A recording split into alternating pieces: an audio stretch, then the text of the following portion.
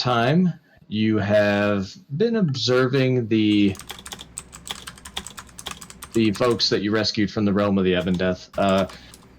Corporal Gibson has returned to his duty as being a guard, and after some initial discussions, it was actually Marigold Brightshine that made a motion in the most recent town meeting that they should pay Corporal Gibson as if he had been on duty the whole time, because this was an unfortunate incident for him, and he definitely shouldn't be penalized for that.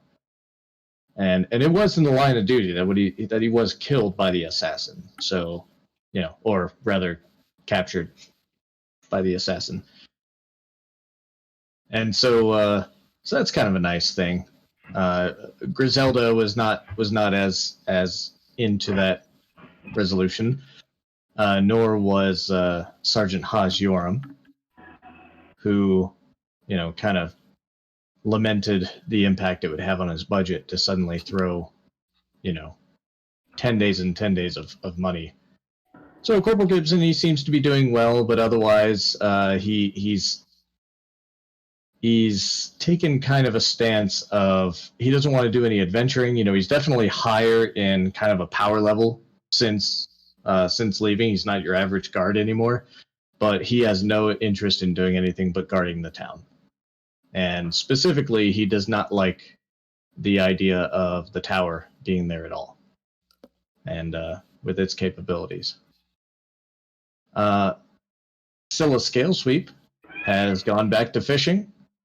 Jin, you've I assume you're not opposed to the idea of fishing with Scylla again? No. The main question I have is, when they come back, do we remember history, or are we treating them as new people? No. Your memories, while in the realm of the Evandeth, and you see them, you remembered all the things that had happened with them and the importance that they had in your lives. So you remember fishing with Scylla, and I think at one point, did you in the realm of the Evandeth give her back her harmonica to make her remember again? Yes. Okay, yeah. So she's out there. She's doing her thing, trying to get better at that harmonica. She does need a little bit of practice at first to really get back in the groove of things. But her creative endeavors as a bard have been improved a little bit thanks to her new muse, Tarbin Tool. They seem to be getting along quite nicely, and the both of them several nights per 10 day will come into your bar and play some live music, and so they seem to be buddying up. Aubrey Silverspun is kind of in a weird situation, because he comes back and he says, all right, I go back to my shop, right? Well, his shop is now owned by Breltor Redeye. So it's and when I was thinking about this, I honestly thought about, the blip, me too, what happens when these people come back after so long a time and time has moved on without them and things like that. So kind of in Falcon and the Winter Soldier definitely helped with the idea of what happens when these people came back. And so he's decided that he likes the idea of the young half-orc Breltor Redeye running the shop, and he's actually under her employ, and he's going to continue making his knickknacks, and he's kind of an older guy. He doesn't need all that stress, so he's fine where he is. And Rivix has been happy to rejoin the party, and she looks at her new powers as being a weapon granted by the enemy that she will now turn onto the enemy. But you guys really haven't had any adventuring go on for a while. Like I said, about 2.5, 10 days have passed, and there's been no sign of Talos or Mirkul or anybody. It's just been kind of nice.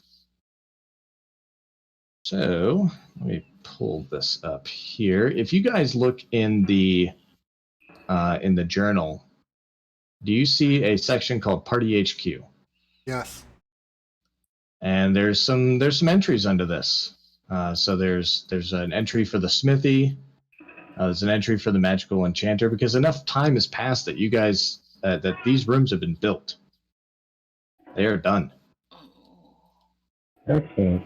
So there's a smithy, there's a magical enchanter, there's one for the alchemist lab, and I posted in there some of the content from Xanthar's Guide to Everything as far as crafting goes. So whenever you guys want, you can take a look at this, figure out what you want to do with as far as any kind of crafting goes, and we'll make it work. I know Azure's excited about that. Mm-hmm. I already read this like twice, so yeah.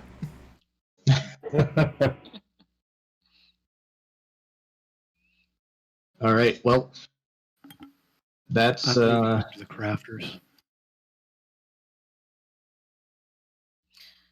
yeah. Yeah, I'm and just saying I'm leaving it up to the crafters. They can craft what they want. I'm out of my wheelhouse. oh, you're saying you don't really want any like serious input into what they're making or Yeah, anything like exactly. that. Then Yes. they could make something better for our weapons, maybe. Yeah. I'll be up for that. Rain, do you still have the armor's handbook that I sent you that one time? Probably not. All right. I've changed send- phones like 2 or 3 times since then. All right. Let me actually. I could drop it in Discord, can I? Yeah, should be able to.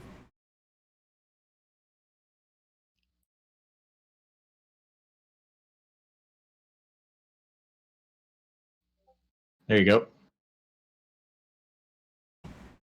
So take a peek at that. That's some of the things that you'll be able to do with most of it. It specifically says in the book that it only applies to regular weapons and not magical weapons. But with the magical enchanter, we're gonna come up with some way that you can modify magical weapons as well. Nice. You sure you don't want any input, Jim? I mean, boots of Elvenkind are only an uncommon item.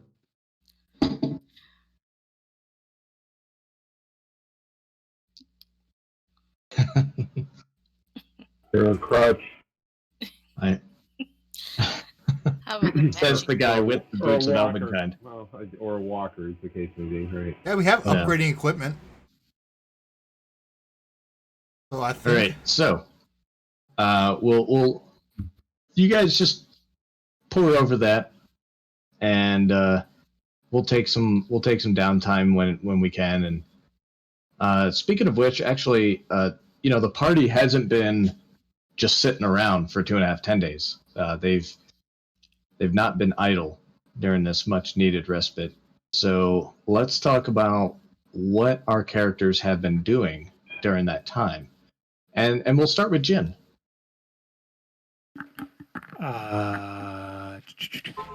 So I've been practicing with the thieves' tools. So now I can do that, and also been much better fishing and just general survival skills. So I'm much better at that now, and I'm much more sneaky. So fishing and training and learning the harmonica.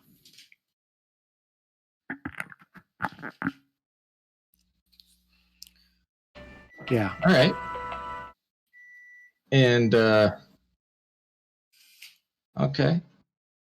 So you got your own harmonica, and you're learning alongside Scylla. Yep. I've got my fancy thieves tools that Webley got me, so I got you use those? them effectively. Yeah, I can use them effectively now. So Okay. Wish I could. Oh, wait, Yeah. I can. Never mind. You're not a thief. That's right. yeah, there are no thieves around here. Nope. No. Wow. We're Rivix. Rivix, yeah. Yeah, that's right. No. So, Yeah. all right. Practicing with your tools, with the thief tools, and you now have proficiency with those. Training, learning the harmonica. All right. Fishing. Going outside the town, spending an evening and out and about, learning the survival stuff and sort of thing. All right. All right. Azure. Well, what have you had going on during this 2.5 10 days? I'll Other be- than you did spend a significant amount of time helping with the building of the final rooms. Yeah. Actually, probably just working with the other smithy in town, just building items to sell. Also, I'm looking at some of the weapon upgrades, and I can actually could have worked on upgrading some of our weapons. Critical sharpen, critical spike, things like that. All right. Yeah, let's if you can shoot me over on probably Discord. The chat's way too small on Roll20, but shoot me over on Discord specifically what you'd like to do. I'm looking at the I gotta see how much it is, but the critical sharpen, basically this attack with his weapon score a critical hit on one lower than normal. Okay. I can do things So like that. normally it's 20 and now it's 19, but if you have any feat that allows 19 or 20, now it's 18 through 20. Correct. Okay. That's what I'm looking through, man. I think that's pretty much what I want. All right. Hey, Azure, I'd Ooh. like to have a discussion with you later. Maybe when you hit a creature wearing medium or heavy armor with this weapon, you sunder its armor, inflicting a -1 to its armor class. Could be fun. But yeah. I basically offered to upgrade some weapons and just basically working in the smith and selling items at the square. Can you update my fists? They are a bludgeoning weapon. We'll put it on the anvil, see what I can do. Stay perfectly still. Oh, what was that movie where they replaced the guy's hands with Army of Darkness? steel fists? Yeah, I know what you're talking about. Yeah. Wasn't the man I with don't the know. iron fists, was it? I don't know. I I've just got watched the much new less Mortal information. Kombat movie. You That could was go awesome. Jax on him. Yeah, there you go. I'm good. All right. All right. So smithing, helping with the buildings, and hopefully making some money off of some common items that you make and sell. Yeah.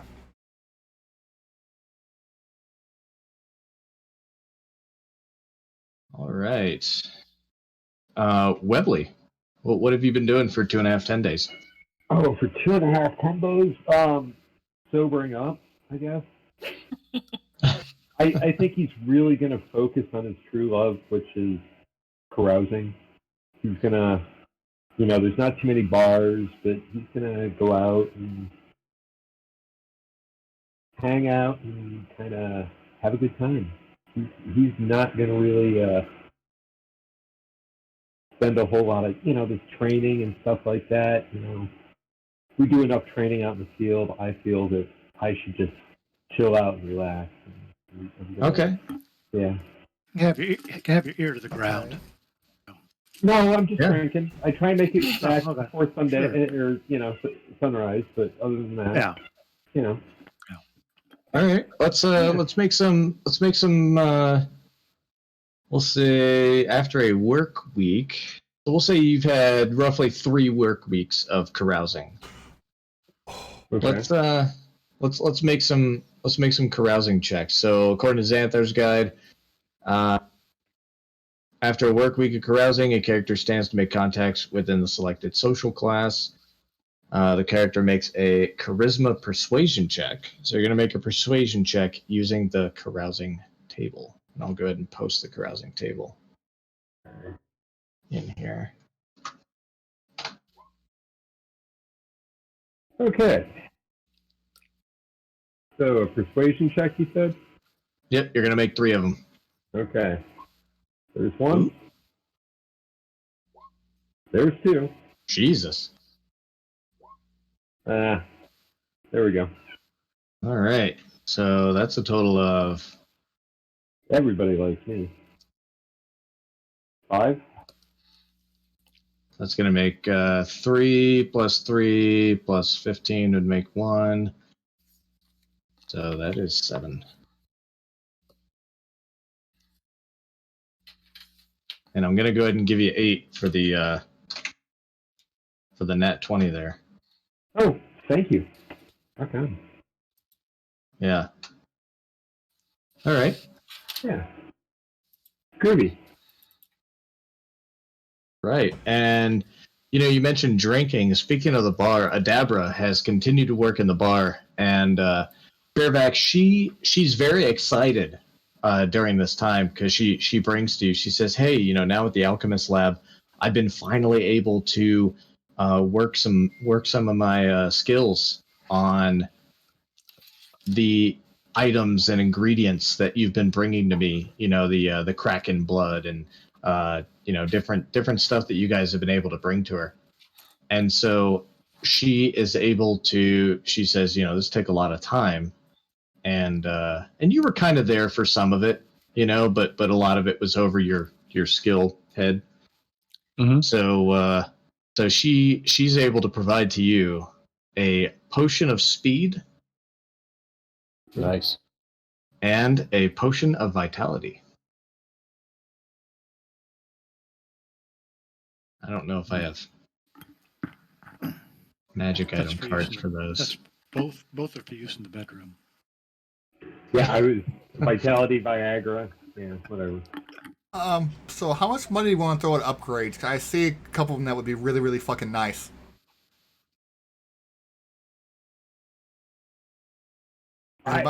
Well, we have 1,400 gold, So, so Well, let's you're gonna make some money here in a minute because we still have to count up the coins you guys make. So Fairvex, 2.5, 10 days. What have you been up to? Well, I've been spending a lot of time working on herbalism with Adabra, and spending a fair amount of time up in his quarters researching, bouncing back and forth between the HQ and the library and talking to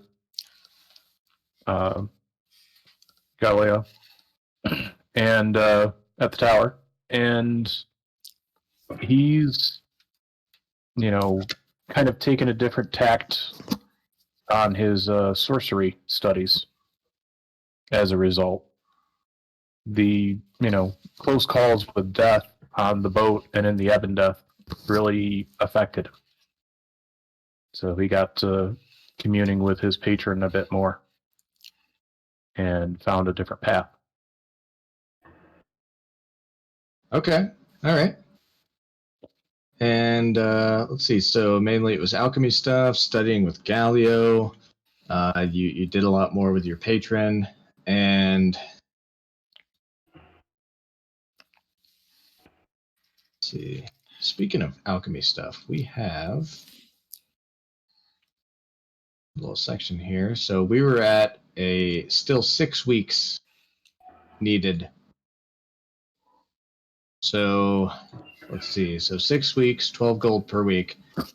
So we've been through 25 days? It's about 3 weeks. So I want you to make 3 intelligence checks. Okay. And we'll see how far we get here with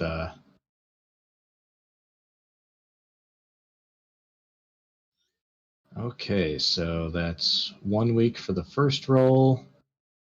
It's a nat 20, so that'll be 3 weeks. So 1 plus 3, 2 is 6. You now have herbalism proficiency. Awesome. You can use the alchemy lab yourself to to make potions and stuff, which I think is also in the crafting section that I put on there. Okay. Oh, it's just for brewing potions of healing, but yeah. And so that's also it was about 12 gold. It used to be 25, but we lowered it to 12 once you got the alchemy lab. So 12 gold per week. So 36 gold that cost you.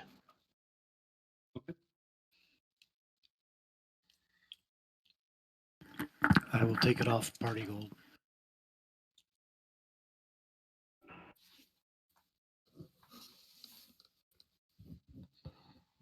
Alchemy. All right. Hammerville. Oh, What few have you been up things. to? Check if the lizard people are settled in the new place, and Okay. get to know R. Oh, Rivix. Yeah. Right, sorry. And I was like, you guys got a pirate? and see if she can have her goggles to be like a transition goggles where she can keep them on all the time, works well on day, and don't have to take them off at night in the dark, so she doesn't lose her dark vision. I don't know. It's my thought. Okay. Mm. So, Azure, you've been perusing the crafting there, right? Yes. You've been looking at the crafting stuff. Yes. So, we'll say usually people need goggles of night, and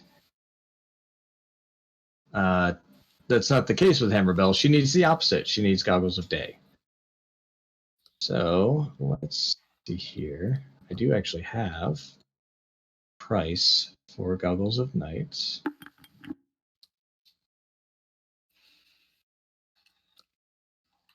You could just do a find. I'd be more than happy to supply that darkness spell you're going to need for those. Just saying.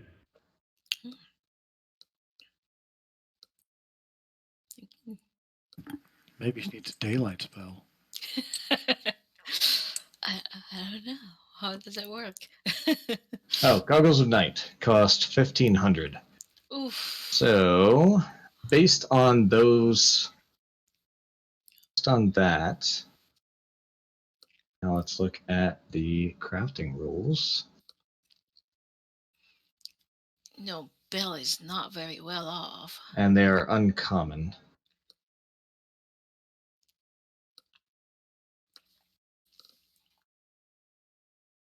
Let's see here. Uncommon would take a challenge rating of a creature. Okay, yeah, that's for creatures to be faced. Uncommon takes 2 work weeks and costs 200 gold.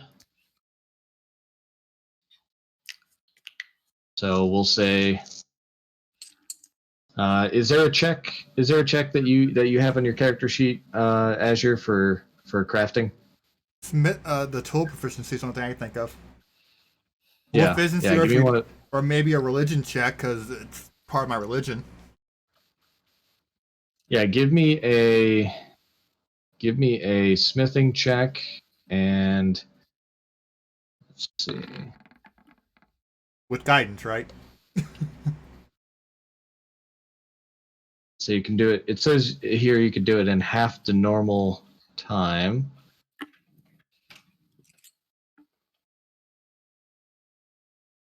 One second, I don't think I actually have a Still requires paying as much as one would craft in them normally. That is half their market value. So we'll say you were able to do it in 1 work week, and it costs 750 gold.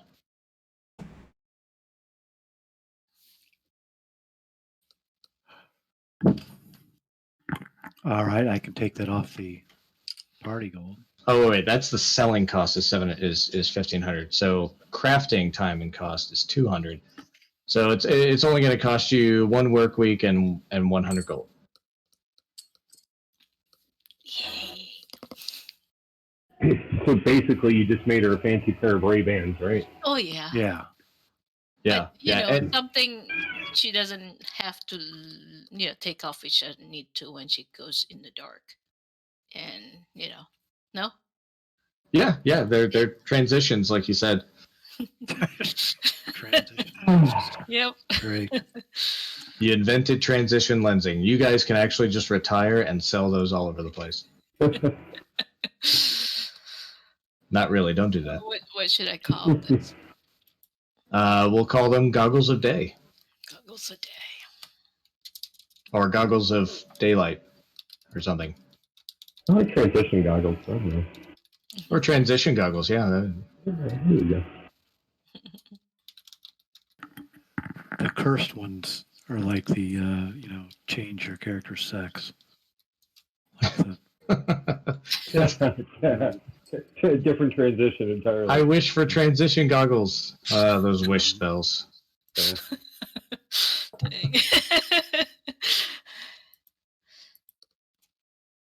All right. Fear not, Hammerbell. You can now see in the daytime, and your hormones are intact. Thank you. I don't care to be, transitioned. You are now Hammer Dude. No. So in addition to getting your transition goggles, you also said that you wanted to make sure that the lizard folk made it to the Tower of Einjarv, and that they were able to get set up. So you're the only. Well, let me not say that. Is anyone else interested at all in partaking in that as well? What was it again? Sorry, I was reading. Helping the lizard folk move to the Tower of Einjarv. Sure. I assume they could have some. Damn it, Webley. I'm assuming they can help fix up the tower and whatnot, so I can help with that. Okay. All right. Sure. So a couple of you have made the trip there and helped them get all settled in. Sure.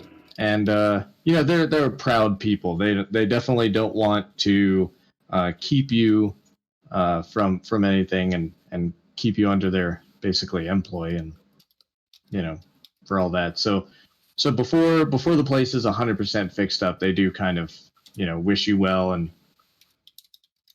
send you on your way back to town. All right. So now it's time to look at how much money you guys made from the bar. So we're gonna do this twice. Who wants to? Oh, and you guys do have a bard, so you get advantage on this. Don't we kind of have 2 bards? Yeah, but I'm not. One amateurs. Hard to have. yeah, and we're selling our top shelf stuff too. Oh yeah, you're right. So let's Jen, go ahead and give me a D4 roll, and we'll add that to the D20 with advantage. Ooh. All right. Yay. And now, Jen, go ahead and give me a D20 with advantage. Oh, geez. Break out my calculator here. 19. So All right. 20. So 19 plus 1 is 20. All right. Now, Jen, give me 2D10.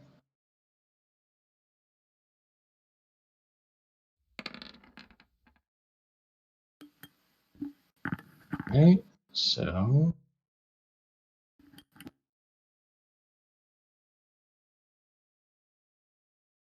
now give me 1D10.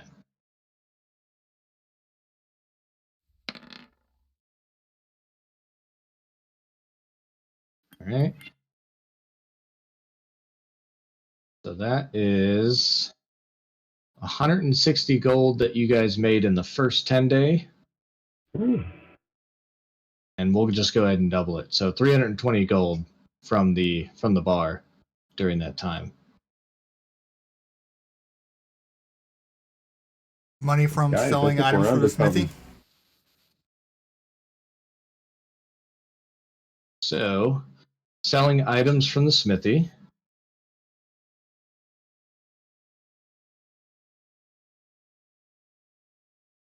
For simplicity's sake, I'm just going to go ahead and use the same formula. Slightly modify it.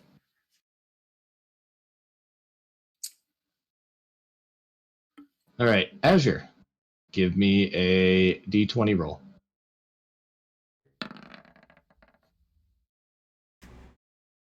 Okay. Now give me 2d10.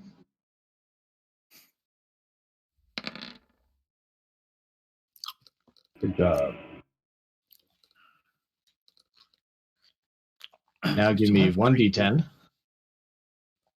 I still have creepy magic mace to sell. I thought we got rid of that. No, that was. I suggested we hang on to it. Oh, you did. Okay, all right. Yeah, cool. Did you guys fix that or something? All right, Is so no that one- equals 164 gold. And seeing as how your time was kind of occupied with a lot of building and stuff like that, we'll keep it at 164. So you guys make 164 gold off of smithing. All righty. How about our jobs? Everything's All right. updated. And now for the jobs. Okay, so Belle, you were out for some of that time helping the lizard folk. We'll say half the time. So 5 gold per day. Say you did 12 days. So that is 60 gold for Belle. Just stick that on your personal goal. 60? Yep, Yeah. 60. And Fairfax, are you still working as a guard? Yeah, a little bit. Not probably not as frequently as I was before because of the other stuff I was working on. Unless Okay. I actually have time between both. But Yeah, you've been doing a lot of stuff on there. So we'll half your time as well. So you had 60 gold as well. And Webley, are you still a guard? Yeah, I'll do the guarding, but I'm gonna Just go put with I was drunk half the time and couldn't show up to work. Sure. So All right. So Put that 60 on your gold for you as Put well. that on your personal. Put that on your personal. Everybody. Okay. And now for Jin. Did we decide animal handling or survival for this? Well, I'm now proficient in survival, so I'd much rather do that, but I don't know. I don't remember what I was rolling. Yeah, let's do survival. All right. So give me how many days would you say you went fishing out of 20, 25? I wasn't doing anything else other than fishing and well, doing survival stuff. So, sure, half. All right. Let's do half. So we'll say 13 days you went fishing. So give me 13 d20s. Jeez. Let me go. Or to we could just advanced do dice. we could just do 3. We could just do 3 and multiply by 4. The All totals. right.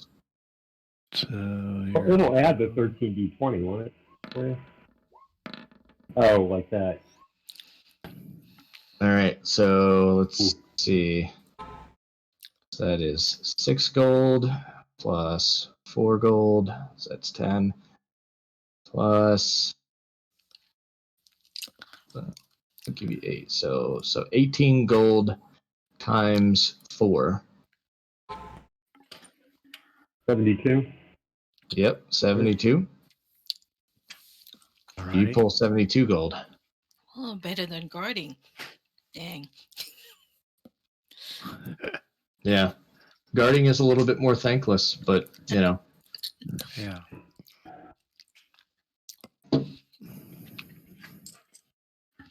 All right, so let's go back down here. And okay. Now we can actually do something here. Let's go to the party HQ. And Jim, I'll have to get you to build out the magical enchanter room. Oh, okay.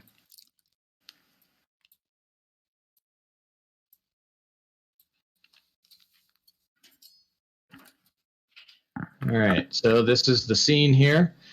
This is the party. Everybody can see this, right? Yep. So this is the party is hanging out. Dabra's behind the bar. The joint is jumping. You got Scylla Scale Sweep over here with Tarbin Tool, and Mox is hanging out by the fire. And everybody's just got some camaraderie going on. And see here, some things you guys have noticed. Sam Gibson and Robillard are back here in the back, and they're just quietly talking amongst themselves. I have to take this call. Be right back. Already? Aubrey is over here just kind of tapping his foot along with the music and enjoying himself. And you got some other patrons in here. So what do you guys want to do?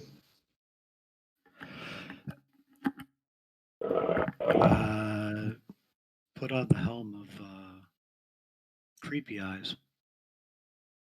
Dread helm. Oh yeah, The throw on the dread helm. Yeah. Do the dread helm pass around while wildly swinging the Dragon Slayer sword. Yeah. I'll keep the sword on the wall. Yeah. Yeah. You don't know how much everybody's had to drink. Yeah. So your eyes are glowing red while you're wearing the helm. Yeah. And the tales of the Ebb and Death once again. I'm sure everybody's tired of it by about the fifth time, but yeah. It just gets better every time you tell it. It does, yeah. Then the bards they've actually begun maybe writing a song about the realm of the Ebb and Death and the heroes of Leyland. And so they've got their lute and their harmonica that they're playing, and sounds a lot like Blues Traveler. Nice. Great. Hey, My page. What's our silver scale, our black dragonborn friend? Rivix? Yeah, and the harmonica player. Did they seem like upset when we talk about Ebb and Death? Like affected? Scylla seems, she's not 100% over it, but she also is happy to not be there, but it's not like she doesn't appear on the outside anyways to have any big hang-ups about it. Okay. So no big PTSD thing going on here or anything? Not that you know of. The one that's most outward about it would be Sam Gibson. He's just kind of, he's more reserved. He's quiet and reserved, and okay. He doesn't openly show any problem with it, but he does do that 1,000-yard stare every now and then. Yeah. I'm back. Quiet and reserved with a haircut like that. See the life of the party. What's Rivix been doing in general? Rivix has been working with Adabra to make some poisons, and overall, just she's been training as well. Okay. She's been training and has even, gotten even better with her sneak attack. Mhm. Actually, pull up her sheet because I did actually level her up to 11 as well.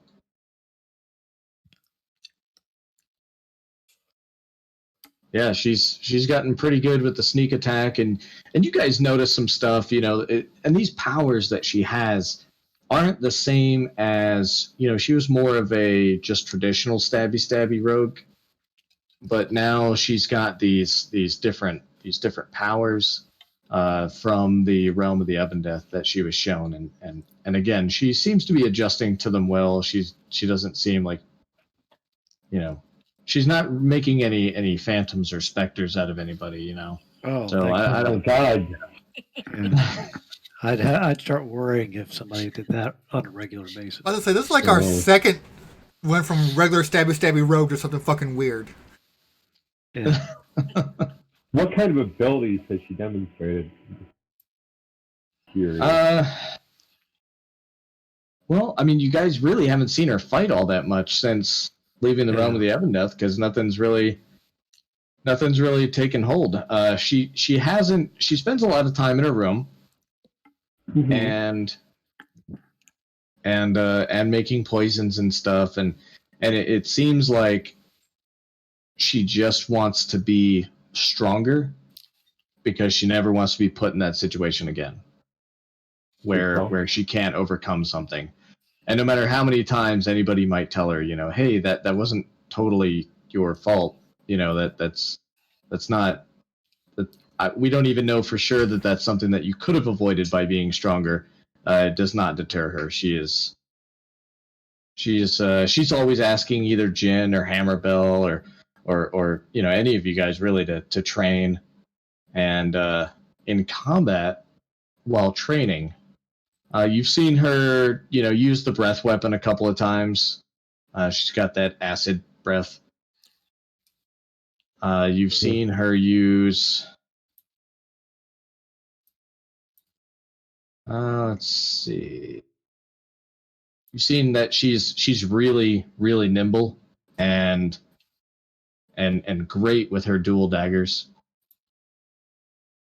One of them being the magical dagger of venom, and the other being a +1 dagger, and She really likes her poisons. yeah. So she likes it mainly because the dagger of venom, already gives off a poison. Oof. Nice. So there's a poison component to that. Yeah, once I think per turn, or It's once a rest, yeah, once per rest.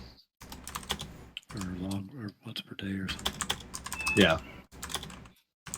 So she can do that, and with the other dagger, she wants to just like apply some poison to it and use that. So she's perfecting, crafting some recipes and whatnot.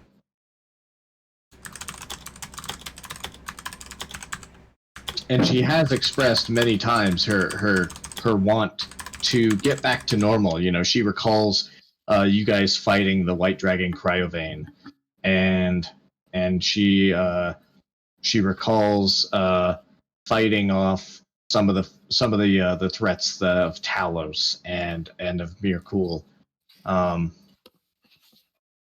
Not so much Mirkul because it wasn't too far into that before she got ganked, but just she wants to get back out there and really put her talents to use, because that's what she's good at. She really doesn't have an interest in fishing or guarding or anything else. As long as she's not doing creepy stuff. Not yet. Like, I mean, like evil creepy stuff. Like specters and shit. Yeah. Well, no, like, I turned evil from being in the Ebondeath type of stuff, but yeah,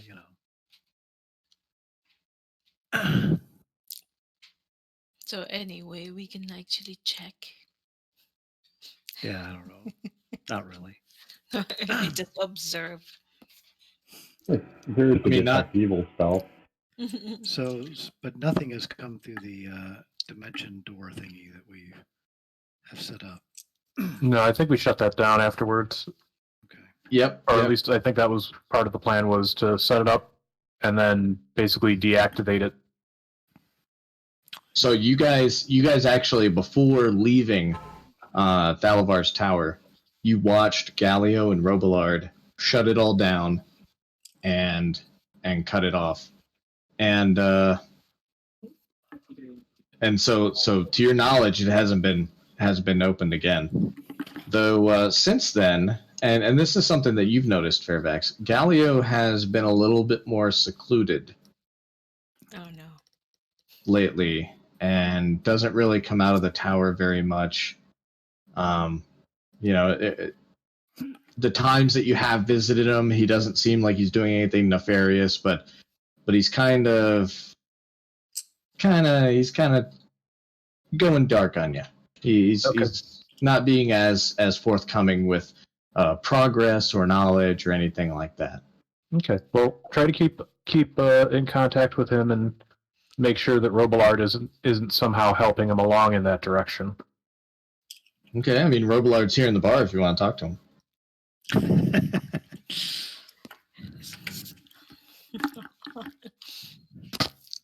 Yeah, that'd be worth doing.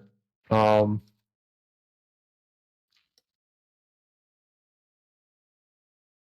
to invoke some RP here.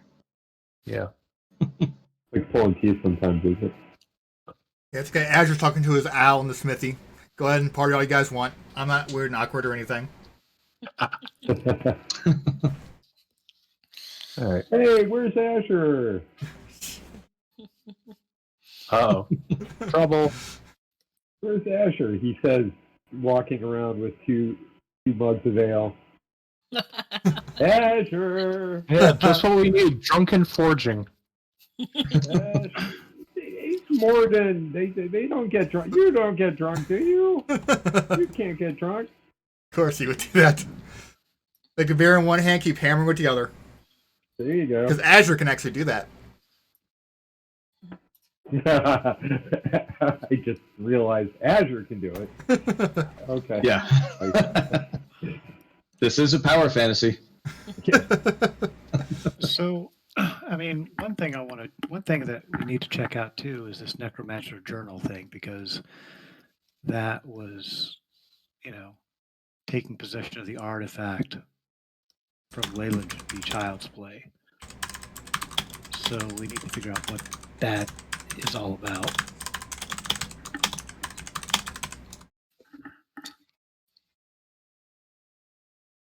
Just as a reminder. Yeah. So I mean, are you going to try and enlist help in this endeavor? Yeah, this could be a conversation that you guys are having over here while Webley and Azure. Sure. Yeah, I just bring that up. Hey, maybe we should worry about this Ulara and Mortis guy, because we don't know who that is, correct? Yeah. So you did meet him. You did meet him in the realm of the Ebon Death. He appeared as like a spectral form almost. And that dude, yeah, that was couldn't attack. Okay, all right, yeah. He thought it was really interesting to see you guys, and definitely indicated that he would see you again. Yeah. So yeah, I mean, I guess not to retcon too much of our time, but we do have a library here, so we should figure out if this guy is known amongst the world. So, putting together some things that you know that there was, that Ullaran Mortis came from across the sea somewhere. He traveled here, and you know that once he got here and he had that ship, the dreadnought, the Emberlost, that he was looking for something. He had some ideas about where it might be and things like that, and he specifically was looking for the Ebondeath. The trail goes cold when you guys looked at the different maps that he had, and he actually took the map that marked where something about the Ebondeath, Chardon Sierra Vitriol, was. Yeah. So in your trip to the library, would it just be Jin? Who else would be interested in doing this? I'll go. I mean, Belle. I'd probably help with the research as well, but Yeah, I might be in the middle of talking to Roblard if we're at the bar right now. Okay. So we'll get to you discussing with Roblard, because this may actually be pertinent for your discussion. Give me an investigation check, Jin and Hammerbell, and Fairfax. Woohoo! Glad Would Hammerbell came back. history be more appropriate? So history would be you being able to recall what you know of history, whereas here you're trying to learn new information at the library. Right, but I have the background I'm a sage in my background, and I've got the researcher feature. So if he's a historical figure of some sort, would that be appropriate? He's not a historical figure. He's not a historical figure that you would know of. He's definitely not that important. He's not going to show up deliberately in any of these books. So let's see. So we got 4, 18, 13. So you guys learn of a couple of things. And one of them is that there was once a fleet of ships that, you've heard of them before, as far as like battling pirates along the Sword Coast, and they were called the Scaly Eye. And so in your investigations, and Hammerbell kind of goes about this in a way that's a little bit more practical rather than looking for anything specifically. The Hammerbell brings you guys a book while you're at the library that mentions the Scaly Eye and how you're both able to recall, like, yeah, they fought pirates along the Sword Coast for a long time, and haven't really heard anything about them recently, but what does that have to do with anything? And Hammerbell points out that they weren't always just fighting pirates. Pirates were there, and that's what they fought, sure, but oftentimes they were more concerned with greater threats. And so usually they were fighting pirates to find out if they were part of some plot for a greater threat. And so the Scaly Eye was actually, if they haven't been heard of in a while, that might be the reason why Ularan Mortis was feeling cocky enough to actually make that journey, because he and his plot, even though you don't know everything about it, might be the kind of threat that they would have fought.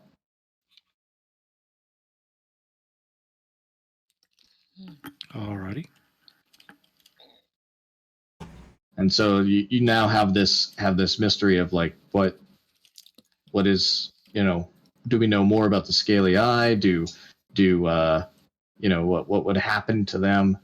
And in your reading a lot about them, they were kind of mysterious seafaring heroes that they didn't really boast about their about their things. They didn't really show up for any press conferences or anything. They just kind of did their job and stood on the figurative wall, and then nobody even knows really where they ported. Though there's been some rumors about where, but nothing for certain. Alrighty. All right, so Fairfax, you're gonna approach Robillard there.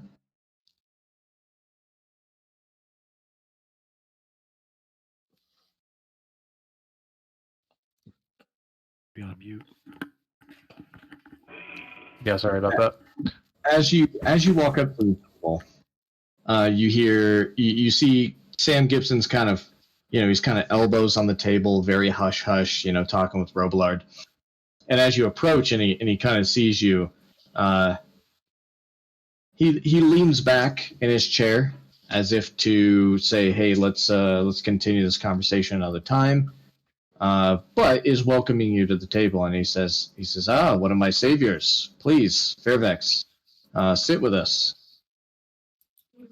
And Robillard obliges as well, and he says, "Oh yes, come have a drink." I'll pull up a chair, sit down. Thanking them for that. And so what is, I keep forgetting his damn name. Is it Galileo or is it Galileo Alibrio? Galileo? Okay. So since we rescued people from the Ebon Death, does Galileo seem a little more different than before, would you say? Yes, he does.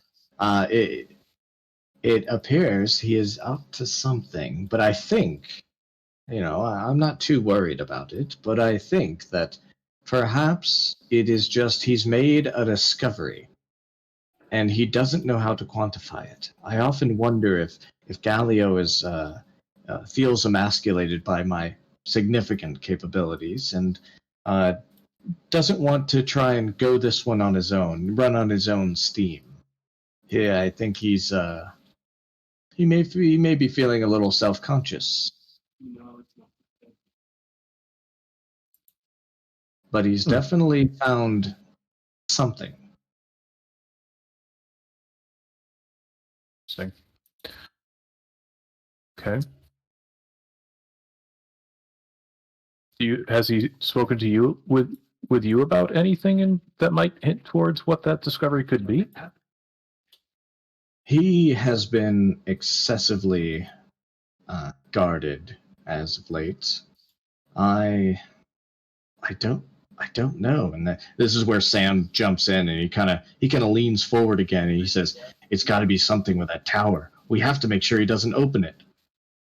And Robillard says, "Now, if there's one thing I know about Galileo is that he's not going to open that thing without significant help. Anything could come out of those portals, and he alone is no match for some of the threats that could face anything, and he certainly does not want to destroy the town. But perhaps there is something, and I just hope he's being safe about it." The difference in the noodles.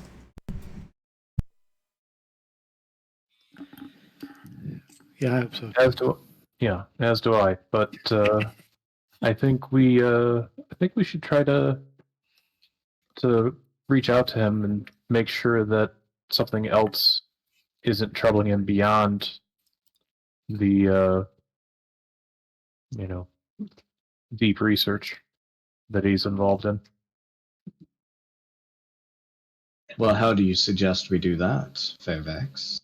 I'm not certain yet. Send your dragon to spy.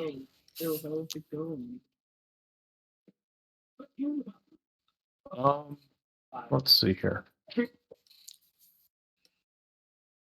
What would be a good way to deal with it? Fireball. Well, yeah, that's sometimes a good choice.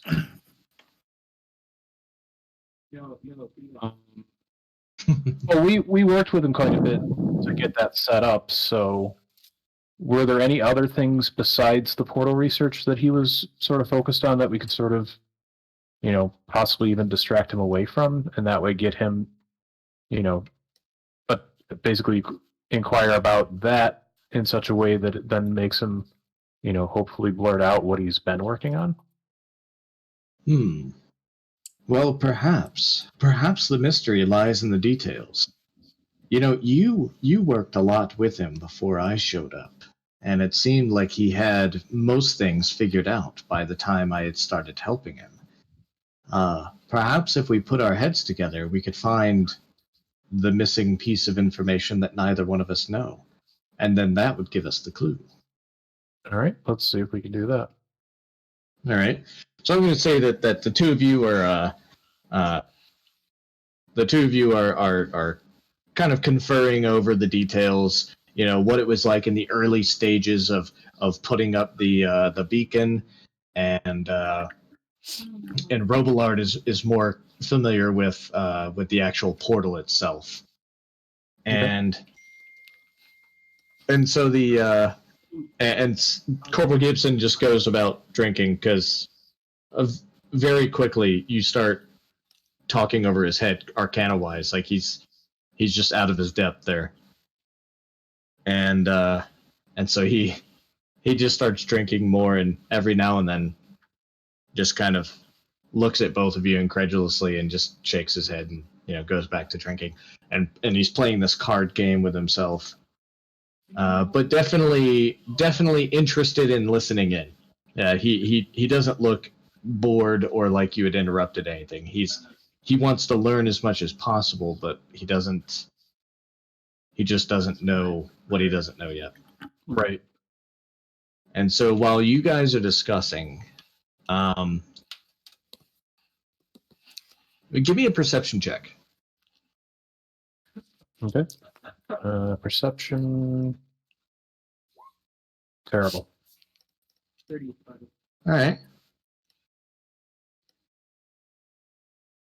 Every now and then you see Corporal Gibson look at one of his cards and then look up at you, and you kind of lock eyes for that like split second of awkwardness, and then he looks back down at the card and he goes ahead and flips it over. And it doesn't seem malicious or anything, just you could tell he's finicky. He's fidgeting. Right. Okay. And nothing else seems out of place. Webley, you've been moving around quite a bit. Yeah, I'm trying to get everybody livened up, dancing on the tables and telling jokes and lightening the mood a little bit. You going to sing some ABBA for us? I am not going to sing because I know that my yes I am. Yes, I'm going to sing along. Where is my performance? And how does that sound? Go ahead, give us a little taste. Wonderful. Yeah. It sounds wonderful. I'm in key. I don't slur. I enunciate. I project. How much have you been drinking? Not much. The idea is not to actually get drunk, just to have a glass in my hand. Give me a performance check. I did. Oh, there you are. Yeah. That was a pretty good description for that role. Yeah. And let's see here. That's for Scylla.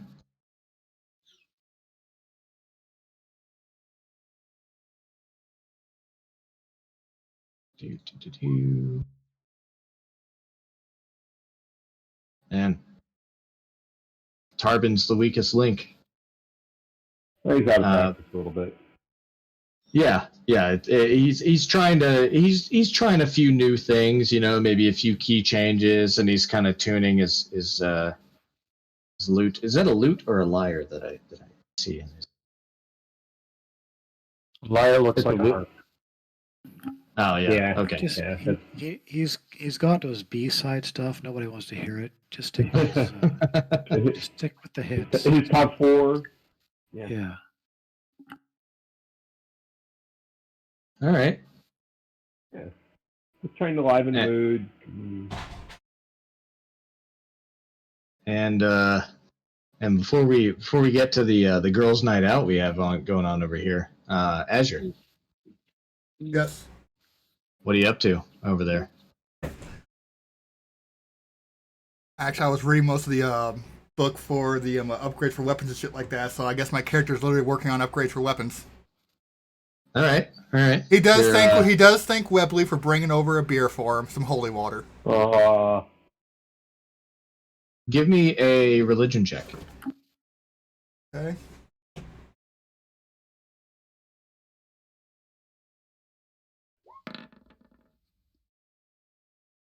All right, and you, as you learn more about what you can do with the smithy, and you take that beer and you confer with Moradin,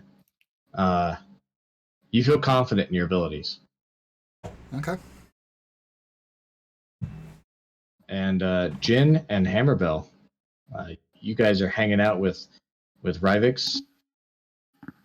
It's kind of chilling. And Dabra's there too. In between, you guys have like one dude who's running around that you've hired, just to run drinks out, and Dabra has to go and do it herself every now and then. What are you guys into? What are you talking about? What are you doing? Poisons?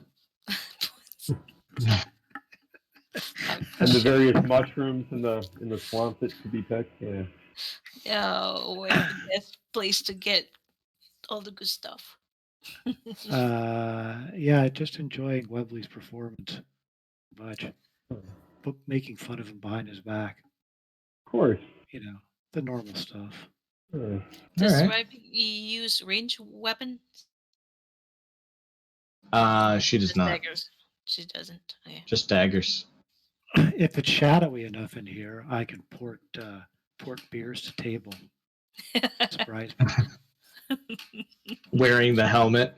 Just poof, red Yeah. eyes. Here's your beer. Yeah, here's your beer. Yeah, that'd go real well. Yeah. If it looks like she's falling behind and needs something to be, You scared this guy to death. He's dead now. Oh, nice. No, I'm just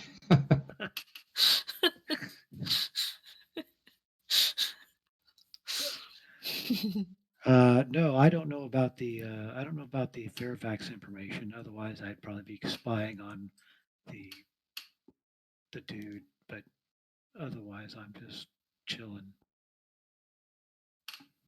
all right. Well, maybe. So Adabra does. Go ahead, Zen. Well, maybe somebody could keep who the Corporal Gibson, company, because he seemed to be a little, uneasy. Yeah. Yeah. You could apologize. You did beat his ass after all. Hey, you started it, but yeah, sure. No hard feelings. Yeah. Just we came to save you, but you seem to be intent on not being saved. Yeah. Yeah, it's all your fault. Yeah. That's victim blaming. We don't do that here. Well, ask about what was like over there. Why he seemed very, on the edge lately. Yeah. All right. So are you gonna go sit with him, or are you gonna invite him up to the bar? No, I'll sit with him. All right. Let me move you down there. And while you're talking with him, Fairfax and Robillard are talking all sorts of like metaphysical arcana stuff. Do you have proficiency with arcana? Zen? Oh.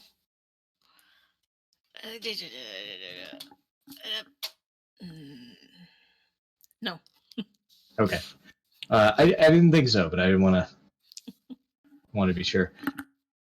Yeah. So while you're talking with Corporal Gibson, he does say that he doesn't remember a lot. It seems like their memories of being here were it's one or the other. You get either your memories of being here or all those seem like shadows, and you remember being in the realm of the Ebon-Death. And so, having been saved, it's the other way around. So he recalls very little about his time, except that there was a lot of hard training, and he definitely raised his power, his skills, and for that, he's so conflicted about being proud of becoming more powerful, but then doing it while in service of the enemy. Oh. And so he's got a kind of self-conscious. He's kind of blaming himself, like if he makes any wrong decisions, if he makes any wrong decisions or ever hurts the wrong person or anything, then it will be using a power gained through evil. And so he's very conscious and aware of that and trying to. Well, maybe Bell and Gibson could train together and, get him used to his new power and, or Yeah. whatever his ability. And maybe teach Bell something new.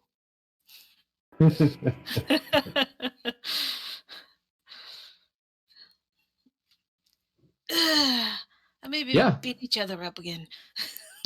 Nah, you're thinking too much. You just have to fly into a rage during combat. Here, let me show you. No. Yeah. Grr. Yeah. So Gibson, he seems surprised by your offer at first, and then thinks about it for a moment and takes a big swig of his drink, and he says, "Yeah, we should do that." Mhm.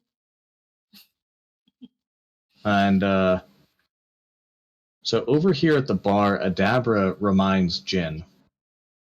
He says, "Hey, just to let you guys know not to party too hard. Tomorrow, you got your trip going down to Einjar's Tower and attending the Festival of the Egg with the lizard folk." Oh, Oh yeah, the Festival of the Eggs. Forgot That's about that. right. Oh, Bad Bell. So Should know it's more about a that. great honor to be invited to that, and you all of you have indicated as much that you definitely don't want to miss it. So you may Yeah. want to. Do we have to go sober though? You don't have to, It's a Yeah. festival. Yeah. but unless you want to travel at night, Oh, yeah. you will have to Sure. leave at some point in the earlier morning. Oh, yeah. I mean, we don't have to sleep then. Yeah. So we'll remind everybody. Hey, we got the egg thing, and remember, don't eat the egg. Don't eat the eggs.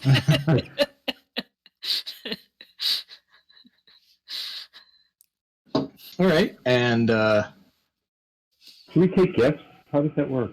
Yeah, do we need to bring gifts? What do we know? What does Bell What know? do you bring with? I What think- do you bring with for eggs? Like, Frying pan? yeah, exactly. That's my joke. Thanks. Dies. Yeah. yeah, some of that Easter grass. I smoked some of that one.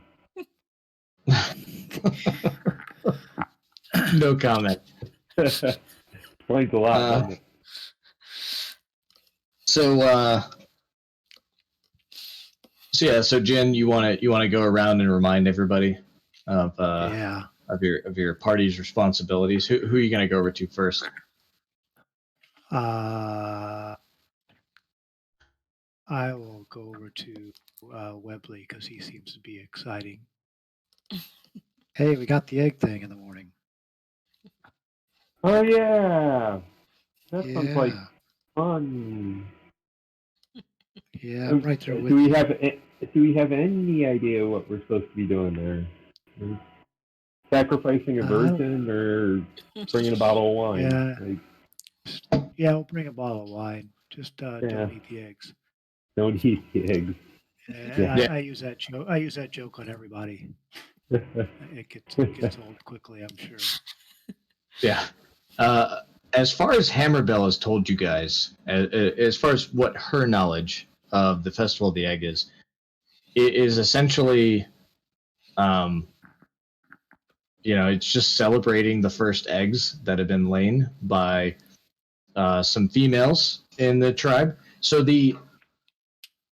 there are other lizard folk tribes, and this one has been greatly diminished due to the attacks from Mirkul and their travel to get this far, and so on and so forth.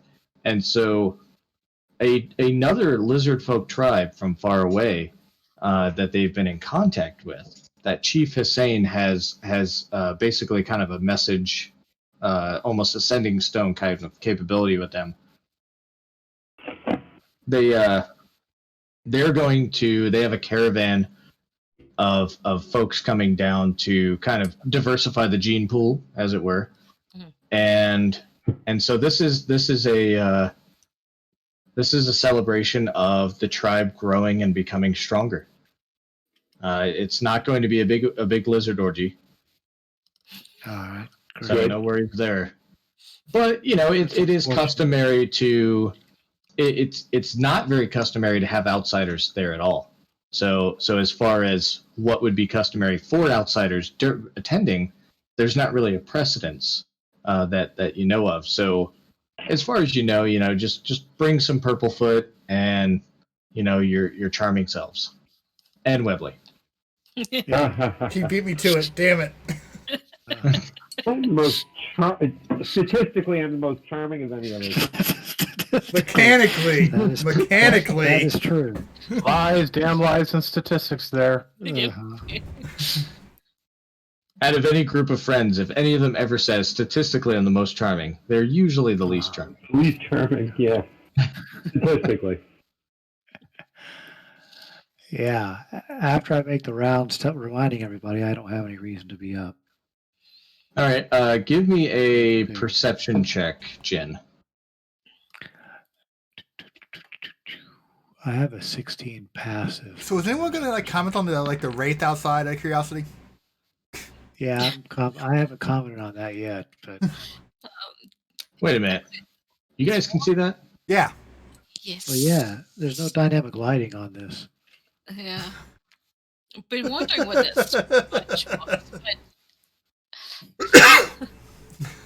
hey. What wraith? Yeah. I forgot it was on the token layer. You guys shush. Yeah. Nobody saw that. Oh, I literally don't. Seriously, where was it? it was right up there. Really? Outside. Never saw it. Thank Yeah. you.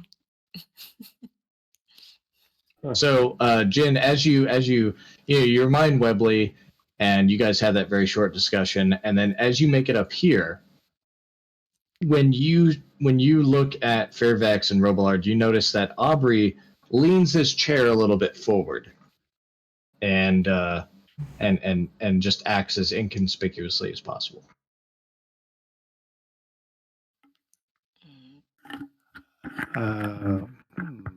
Okay. As if he might have been dropping some eaves. Okay. Well, I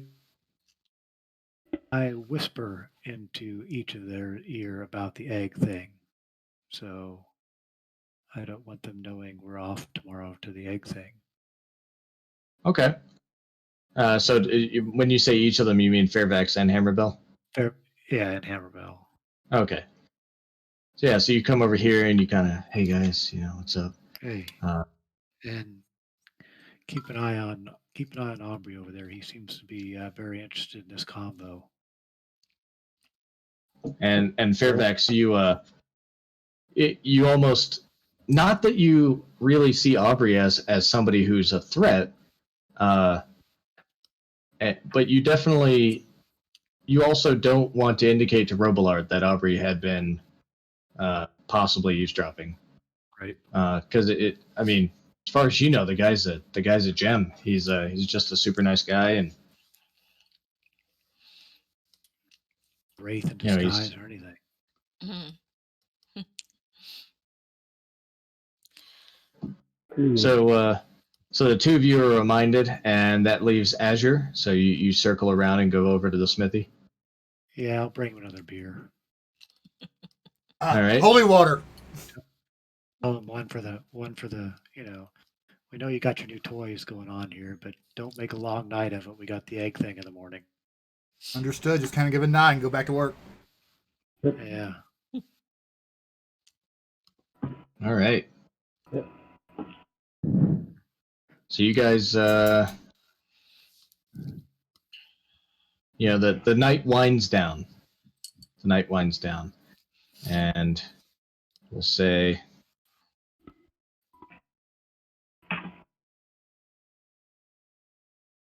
people start to leave.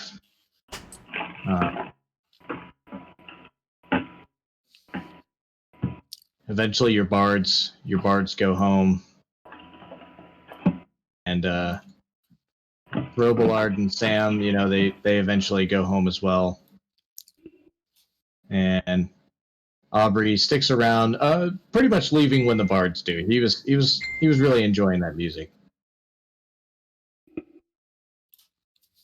And so, who's most likely out of you to help Adabra clean up? Fairfax. Probably. Fairfax. Yeah. I would go help just because I've been at that end of the bar. Yeah, well, that would probably help. Yeah. Okay. I would probably not.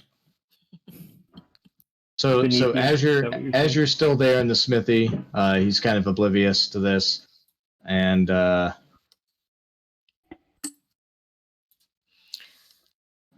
so Webley, you and Fairfax and Hammerbell, what are you doing? Oh, sure. I'll bring my tankard at least, and whatever within reach. Back.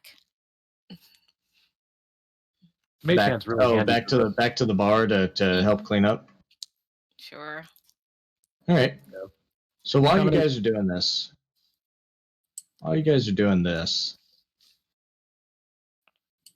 a No. spectral form appears. Well, not on the table. She's not a table dancer. A spectral form appears, and just for a moment,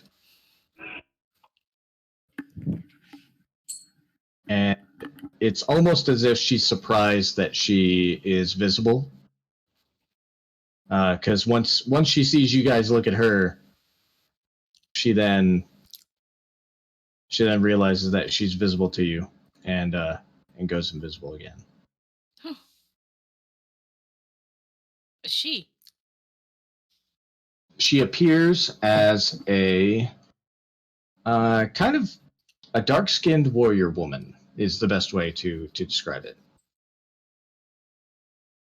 But also a ghost. Do any of us? Does she look familiar to any of us? I don't know. I mean, you've never met the person in real life before, that's for sure.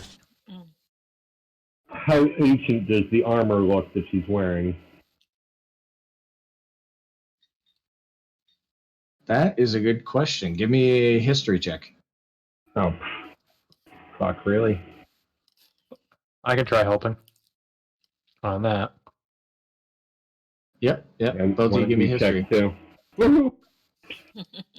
There you go. Nice. Fairfax, you guesstimate.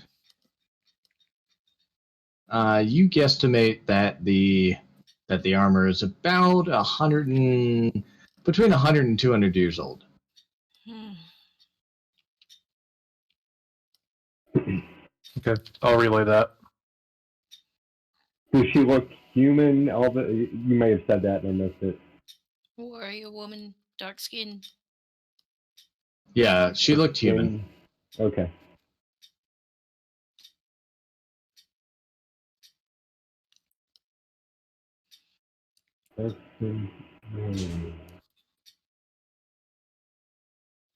Well, I look at the rest of the people and I'm like, who the was that? Is this something we should worry about? Generally, any undead in our bar is something to worry about. Hmm.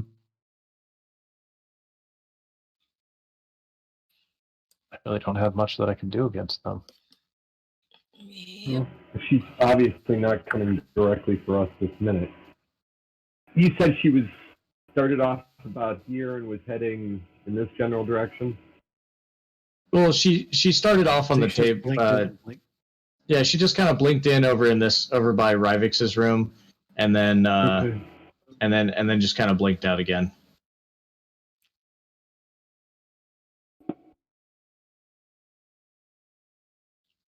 I'm going to go over to Rivix's room. Take them out. Rivix in. Yeah, Rivix is in there, just like, hey, what's up? Did you see something? Briefly? Nope. I didn't see anything. Just getting ready for bed. Explain what happened. And even though you explained that the ghost was already gone, she still like pushes past you into the room, and is just like, "Where? I miss all this good shit. Like, get your nose out of your anvil. You, just kind of, did it seem intent that it was going to Rivix's room? No, it just No? it just happened to be over there. Okay. Oh. It was brief, and I don't think that's ever happened before, but no, I'm not going to sleep too well tonight now. Yeah, Mox. Mentally send Mox over to where Azure is and have her telepathically like relay the image of Wraith that appeared in the hall, and and a sense of worry, Okay. just so you kind of know what's going on. I'll go ahead and come out here and accuse you guys of drinking too much. Uh-huh. I think I'm still pretty sober. Can you define too much?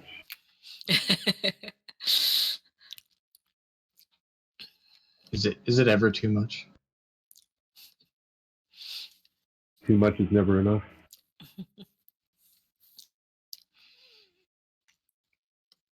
There you go, Fairfax. Sorry about that. Oh, thanks. All right. Now, does that swap token need to be put onto the map now, so that things work correctly? Oh, right. Yeah. Hold on. So, sorry, we played around with Fairfax's build there. Now I have to make sure that the token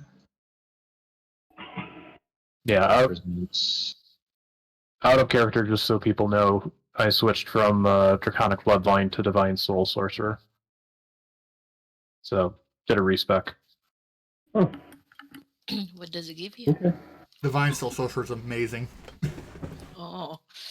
Collect It gives me access.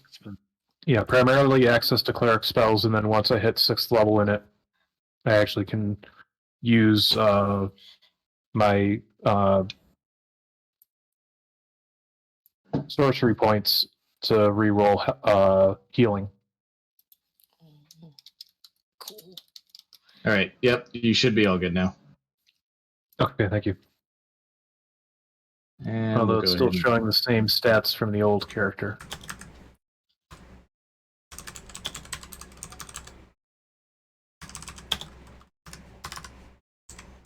All right, so let's get rid of this one, drop this one, and then when I shift double click, it does show the character sheet for you.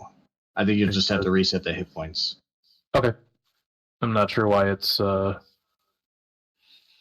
it hasn't done that. Oh, okay, I see. Because green is HP, blue is what, your AC, right? Yeah. And then red is your speed. Yep. All right, that There you looks go. right. Cool.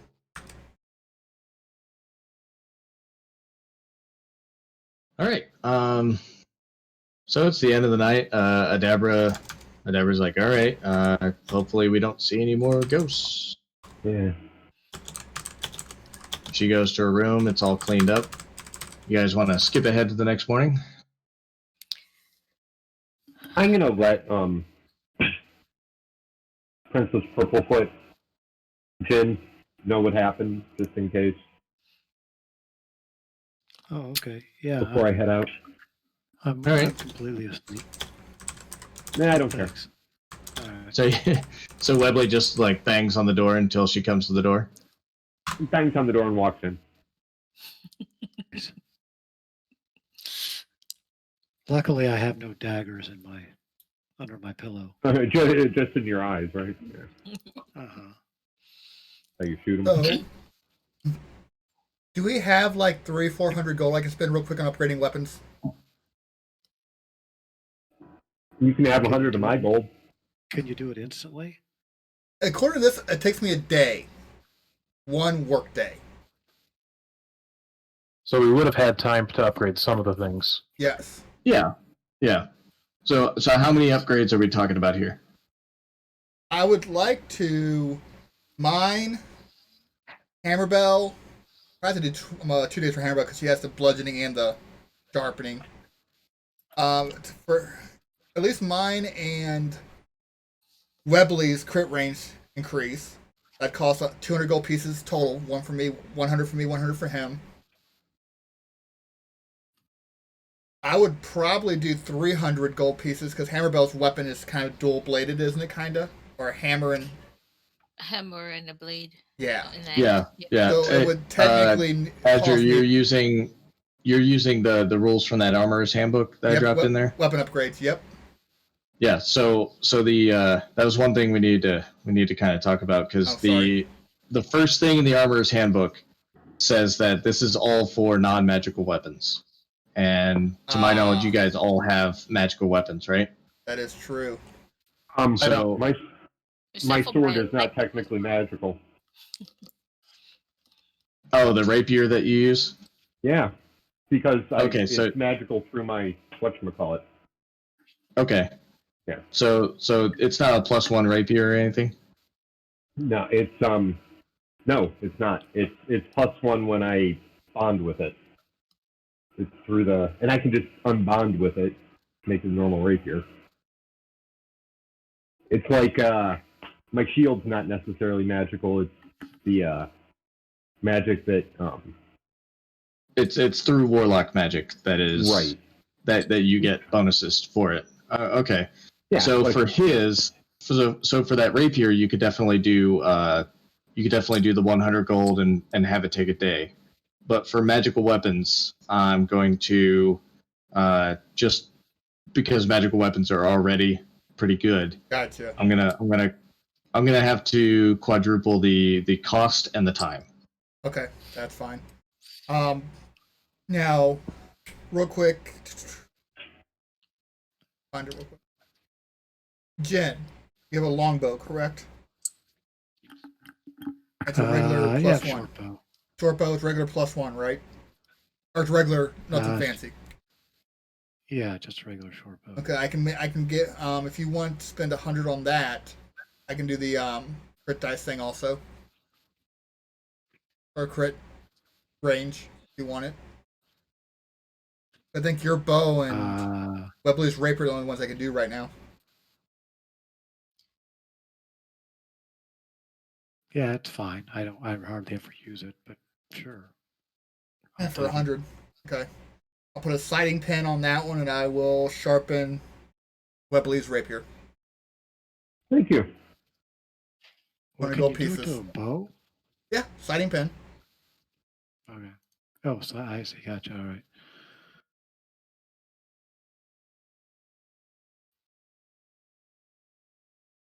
Okay.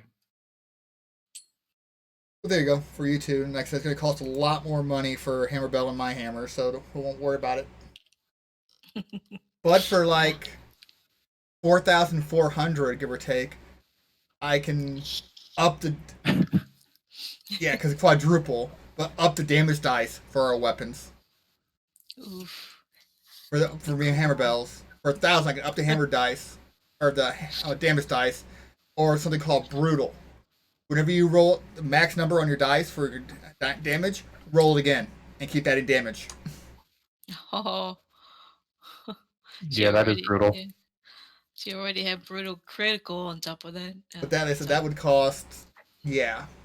Mhm. Yeah, the exploding dice concept is really crazy.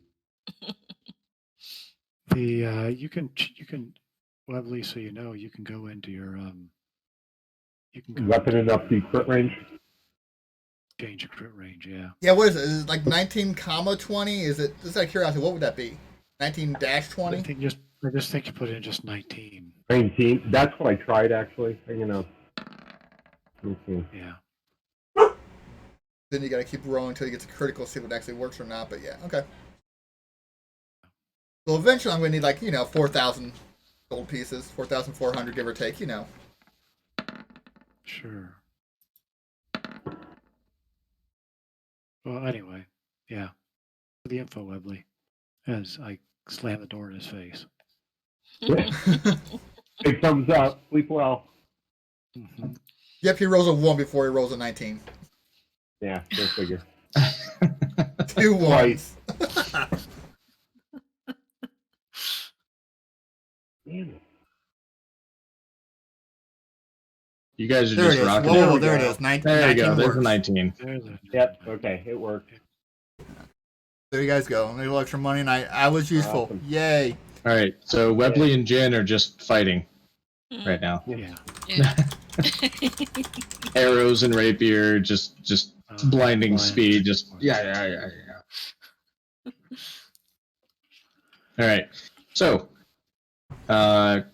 that's the end of the night. You guys want to cut over to the morning?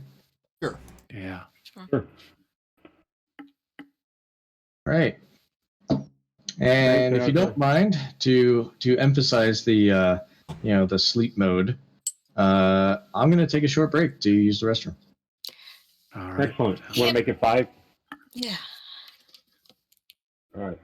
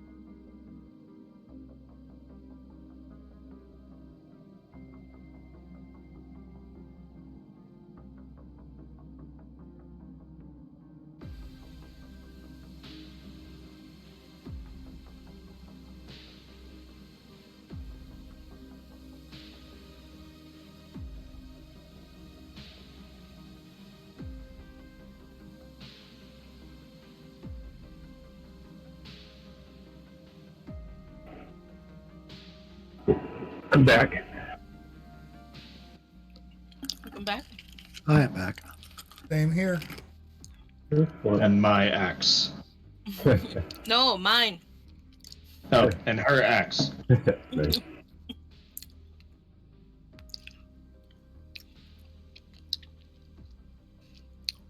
Who are we missing? Fairfax and Azure?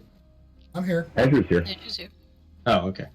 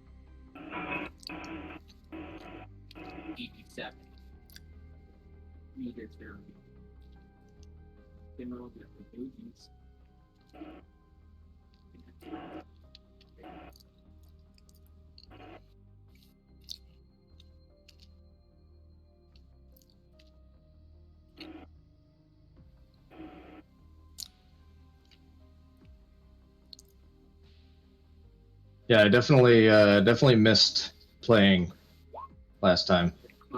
Yeah. Yeah, it was let's not ever skip again. Ever. Amen. That's quite a Ever. long time, actually. Yeah. Speaking of meth, we're not going to game next Sunday. This you mean this coming Sunday we're not gonna do it? Correct. Okay. Well, yeah, you know, the wedding or whatever. Exactly. Yeah. Who's Yeah. getting married? Yeah, and then the honeymoon the following weekend. Correct. Oh. Sorry, where are you going? Colorado. Cool. Just for the weekend. We got a bigger one next year planned for Ireland and England. Wow. Cool.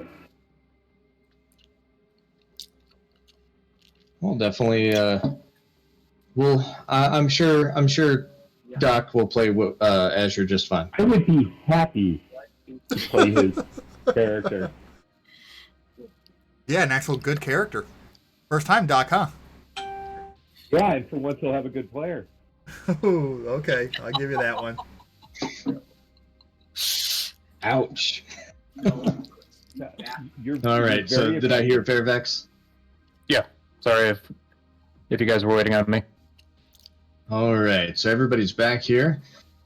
So the next morning, the party is going to leave for Einjar's Tower, where the lizard folk have now settled, and it's right as the sun is coming up that you guys are leaving. And before you go, you kind of notice that there's a caravan coming into town from the south, and you recognize the folks in the caravan, and they immediately recognize you and call out to you as well. And it's Gunter and Davin, the wizard smiths from Everland. They always have some decent magic items, and they call out to you and they say, hey, we were gonna set up for a day or two, and before we head out, where are you guys going?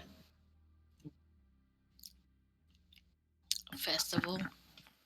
Egg festival. Oh, cool. I thought that was back in March, but whatever. Not that kind. Yeah.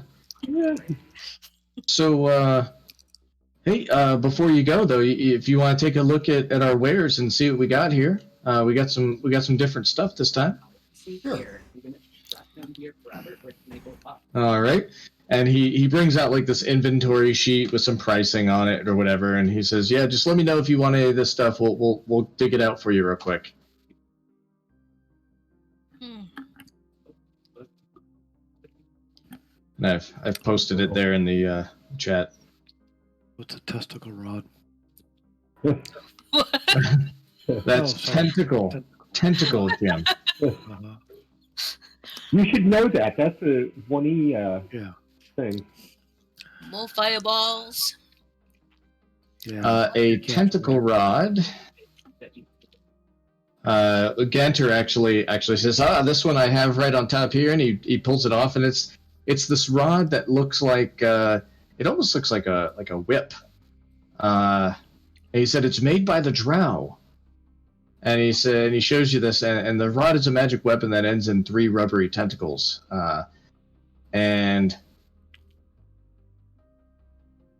I will just go ahead and paste this in there, rather than reading it to you. It doesn't matter. We don't have the money for any of it.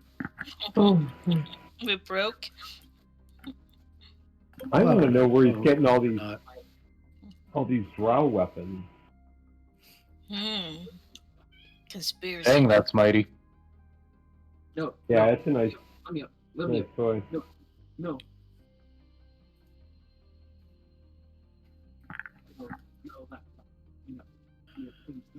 Hey.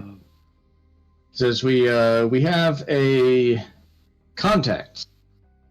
We have a contact that typically Procures makes their way to and from Menzo Baranzan, and we have every now and then they sell us some really neat things. Hey, if they would, could we see if they would trade? I'm not unless Fairfax really has his.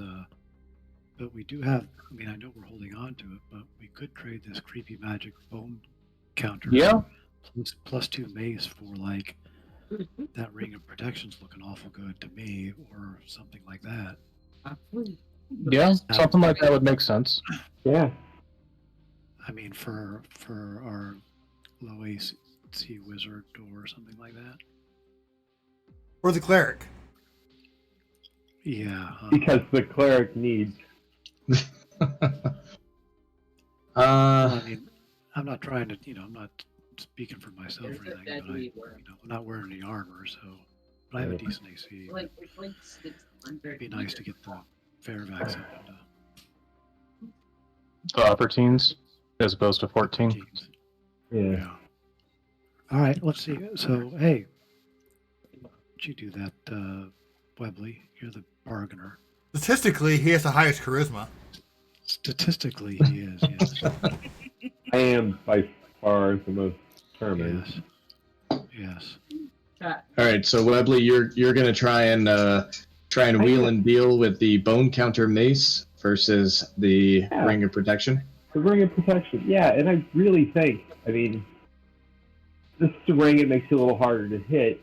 This mace, I mean, it's made from mithril, and it has some special properties that we haven't really been able to explore ourselves, but I'm sure your drow friends would be interested in it. And that's after I spend my luck point.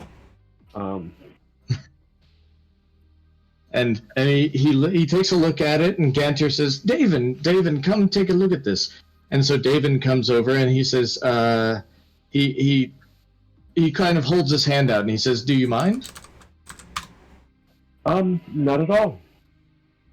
And he looks at the mace, and he sets it down on top of an empty spot on the caravan, just kind of the back of one of the wagons. And he casts a quick spell, real quick, and he says, "This is interesting. Who doesn't want more gold when they kill skeletons? There are some paladins that I think would be very interested in that." I'm And sure That, I mean, it literally will pay for itself. Yes, Yeah. yes. And he says, and what do you want for it again? Just that, pointing to the ring of protection, the trinket ring right there, the gaudy, shoddy manufactured ring of protection right there. Don't actually insult the. Trying to downplay my items worth and boost your own. You're not a bad salesman, Mr. Webley. I was doing a piss poor job, but thank you. Yeah. And he kind of chuckles along with you, and he says, "I see it as a fair trade." Well, excellent. I think everybody here is in agreement, then. Very well. We'll do a 1-for-1 swap. Excellent. And so Bone Counter is no longer in your stash, and a single ring of protection is. Sure. Give it to Fairfax. Thank you. Oh, yeah, I'm going to kneel and hold it out like I'm proposing. And they both kind of look at you like, we don't do that here. That's the other cleric. Yeah. Hey, out of character, out of context of the game, what does the Ring of Evasion do? Just curiosity. Let you Ring. Dex save. Okay. It's the new That charges and let you reroll Dex save if you Reroll a deck. Yeah, 1 to 3 times So per day. when you fail a dex saving throw, you can use your reaction to expend one of its charging to succeed on the throw. So not reroll, Ooh. just Ooh, succeed. to succeed. Oh, Yeah. Well, it has the cleric's that's pretty attention. sexy. Yeah. Yeah, that's not the longest one. The ice I don't think I've ever passed a deck save so far. All right. Keep an eye too. It's hard. It's easier to do on D&D Beyond. Probably harder to do here. That normally, I believe you can only have so many items attuned if an item Right. requires attunement. Correct. Yep. So, Yeah. so I'd like for you guys to keep an eye on that because I may lose track. Sure. Yeah. I don't think we're rolling in magic items here at this point, but I'm at max right now, actually. what's that? I'm at max right now for magic items. Are you? Great. Yep. You know how many I'm at? The crutches. Need a crutch? They're all crutches, right? Yeah. I mean, honestly, it's like, okay, I've got disposable magic items like the necklace and the potions and that sort of thing. But this is honestly like the first magic item that I've gotten a hold of that's actually kind of persistent. Right. Really?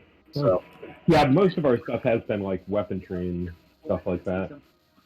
I'm not seeing anything that require attunement. So Oh, what? Oh, the plus Hold on one ones usually second, guys. don't. Plus one weapons usually don't. Yeah. Yeah. It'd yeah, be my- simple weapons like that you generally just pick up and use. When they have special features, that's when the attunement's usually needed. Yeah, when they start talking is when you need to start watching, right?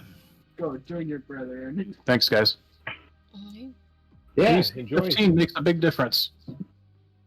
What is it? My AC is now 15.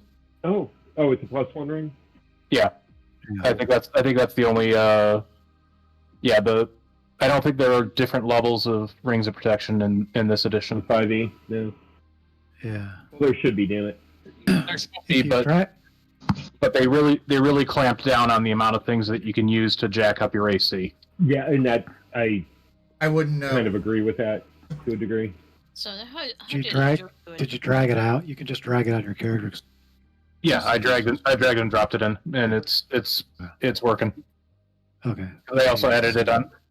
Yeah, I've got the character in D&D Beyond as well, and I added it there, and everything's matching up. Okay. Yeah. If you guys I'll repost the link if anybody cares about it. But I do have a campaign, basically a sharing campaign on D&D Beyond, where if you want to, you can build your characters there as well, and look at different things if it's a better interface for you than. I think it's easier for some things than on Roll20, but other things Roll20 does just fine. Yeah, I mean, honestly, tracking like spell slots, pact slots, different things that you can use. Like I've got sorcery points and healing light. I think it handles it better in D&D Beyond All right. for what that's worth. And so let's see. Let me pull back up on one note here. Wife had to bug me about something yeah, real quick. That tentacle rod would be really handy. Yeah. Did we get hit by one? I don't remember whether we did or not. That was one of their whips, Oh, not the tentacle rod. The whips are snake-headed whips, Hmm. and they have their own poisonous capabilities and all sorts of crazy stuff. So Rivix would want that. Possibly. Hi. Possibly. she would have to bargain for it herself then. What? Well, So how much gold are we looking at in the party loot stash right now? Not much. 1570? 1570. All right. Well, you guys make your way down to the Festival of the Egg. Let's go down to Einjarv's tower here.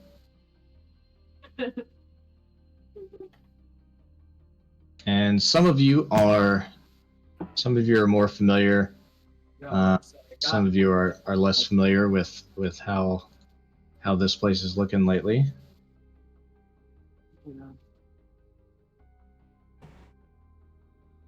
We will need our tokens. Jen, Basically, what below 0 is Fairvax. Penguin robbing simulator. This is I assume you have Mox with you. Yes.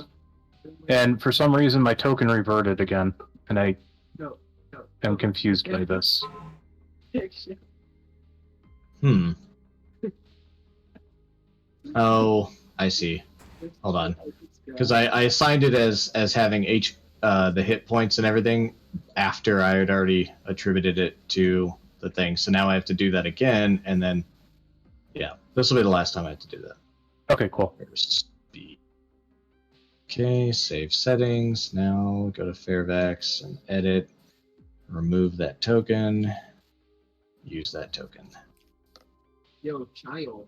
Okay, the one thing I don't like about All right, this so now it should be good. Cool. All right, so who are we missing here? We're missing Azure Hammer. and Hammerbell.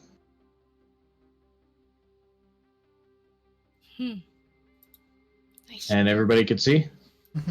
Yep. Yes.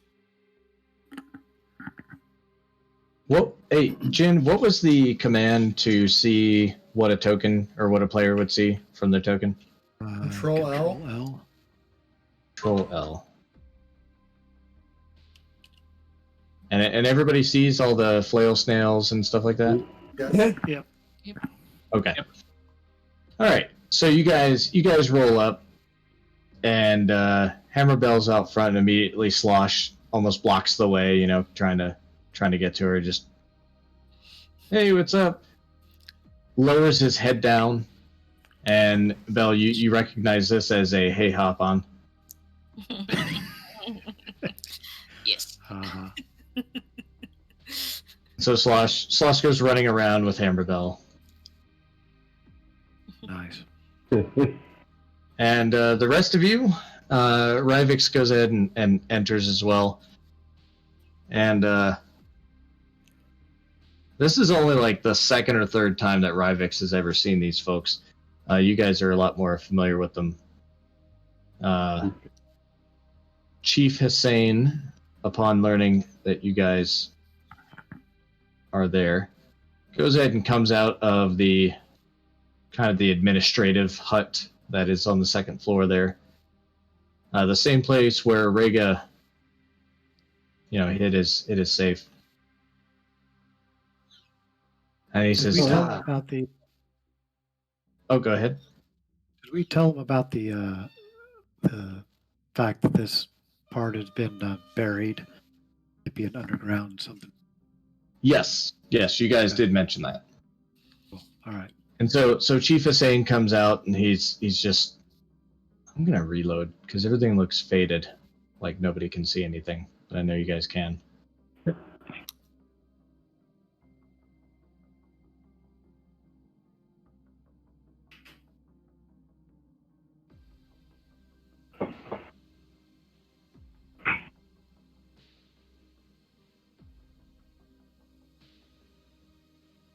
All right.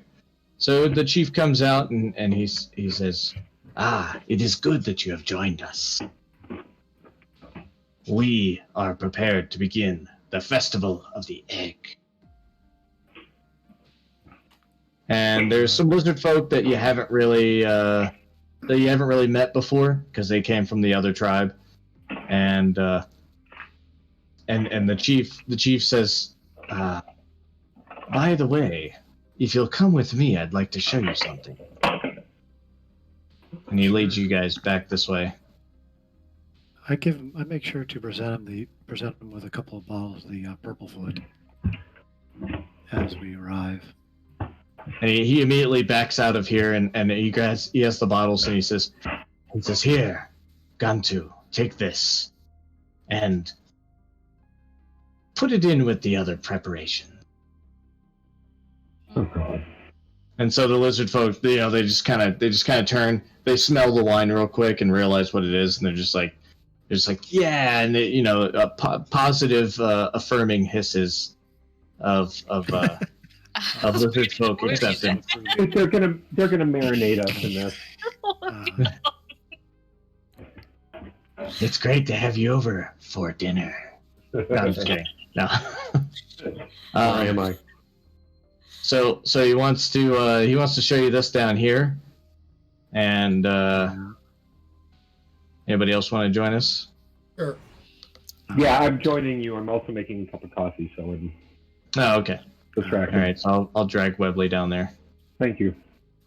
And you guys, last time you're here, as Jin noted, there was these stairs here, and the whole thing was just blocked off. The cave had collapsed, and Sloch is sitting outside the door that's just not wide enough for him, and just and you can see that some of this has been cleared away, and the lizard folk have been carefully excavating the room. And he says, "I was wondering if those of you more attuned to magic would be able to tell us about this room." And he goes ahead and descends the stairs. Oh, there was a thing. Oh, Magic, okay. huh? Yeah, we can certainly take a look at that. I'll follow him. All right.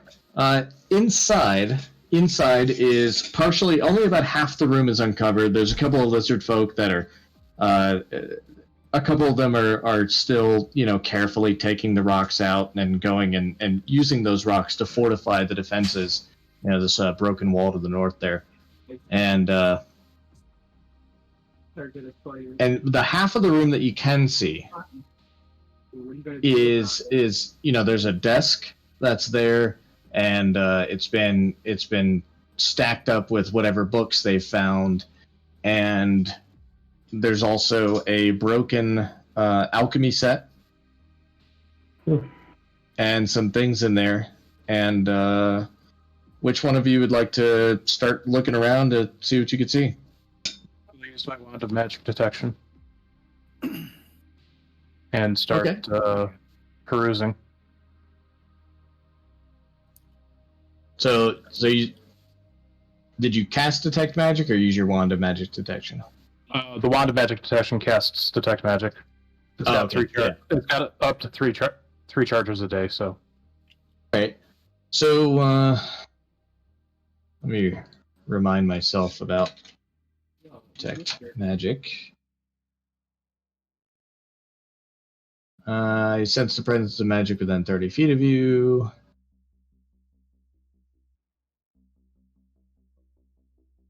And you learn its magic school, if any. Okay, so one of the books is definitely magical. However, when you open it, it's completely blank.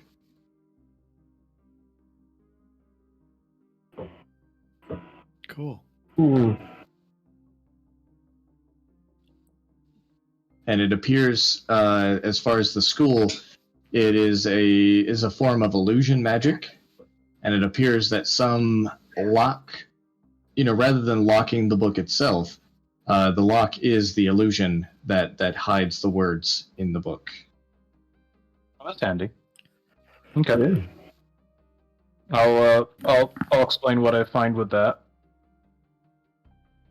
Okay, and Chief Hussein says, would it be of use to you? Not sure yet, but we can certainly take a closer look. Well, I would be more than willing to let you borrow it, and if you find anything that you believe would be helpful to the tribe, all I ask is that you share. Of course. Certainly. You're a book. All right, Is there and a title to and the book? Or is that obscured as well? that is also obscured. Okay. It is a nice book, though. Very, very tough, leather bound, and you can almost feel, if you feel the front of the book, you can almost feel like there's definitely some sort of symbol on there, some sort of engraving into the leather, or some sort of etching maybe into the leather, but that is also obscured by the magic, so you can't really tell what it is just by feeling over it. We could do a rub over, take a piece of parchment, and Does the cleric or Fairfax think that? I mean, I'm not, but could they possibly dispel the magic part that's keeping the other magic from being seen? I think that would Or is destroy it. Or don't think it'll dispelling the object would just dispel the entire object. Give me an Arcana check, anybody who's proficient with it and is there. Thanks, Fairfax. I That's think my a thing. 23. I think a 23 does it. It's kind of your thing. So the dispelling the magic, to your knowledge, would indeed dispel only the effect and not the contents of the book itself. However, you're currently unsure what level of dispel magic you would need. Okay. I'll plan on doing is I'll take the 10 minutes or so to identify as a ritual to try to get a better idea as to what's involved with this enchantment, and see if it's the sort of thing where it's, the dispel magic will temporarily, deactivate it, and then what's, involved beyond that. Okay. All right. No. And just this the next chance you get to do that? Or are you gonna just right now sit down with the book? It depends on how soon, but I mean, I assume we still have the rest of the room to examine still, so probably finish that first and then sit down and examine the book. Okay.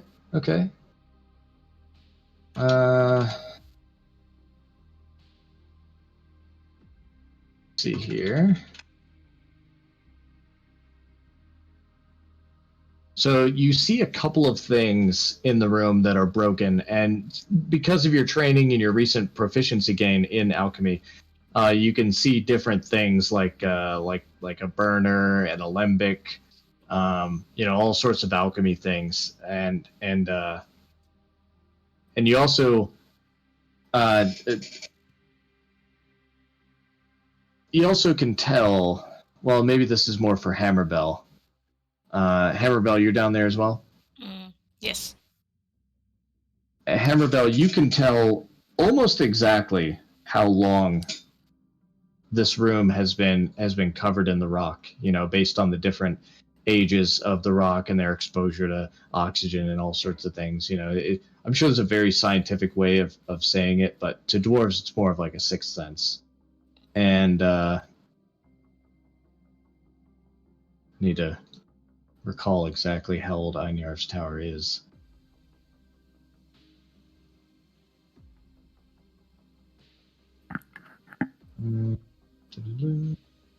I'll look for any It's- kind of tracks or crawl spacey things that may be, accessible by this point only, like porting into. If Okay. something is Oh, there's some sort of crack that looks like it opens up into a different chamber or something. Yeah, it doesn't appear to be any doors, but again, the room is only partially uncovered, so there may be other things beyond what's been uncovered thus far. And yeah, you get the bell. You can tell it's been several centuries since this room has actually been uncovered. pretty old. Anybody know the history that long ago? You. Here, me? No. Do I? Yeah. Yeah. Anybody who's proficient with history, or if anybody remembers if they rolled a very high on any other history check regarding Einar's tower. I think I had the history for that. I did not. I've yet to roll decent. Yeah, Azure, you remember learning about a little bit about Einarv and his tower. It was over 800 years ago when Einarv had this tower for himself, and you know that he became a lich. Oh.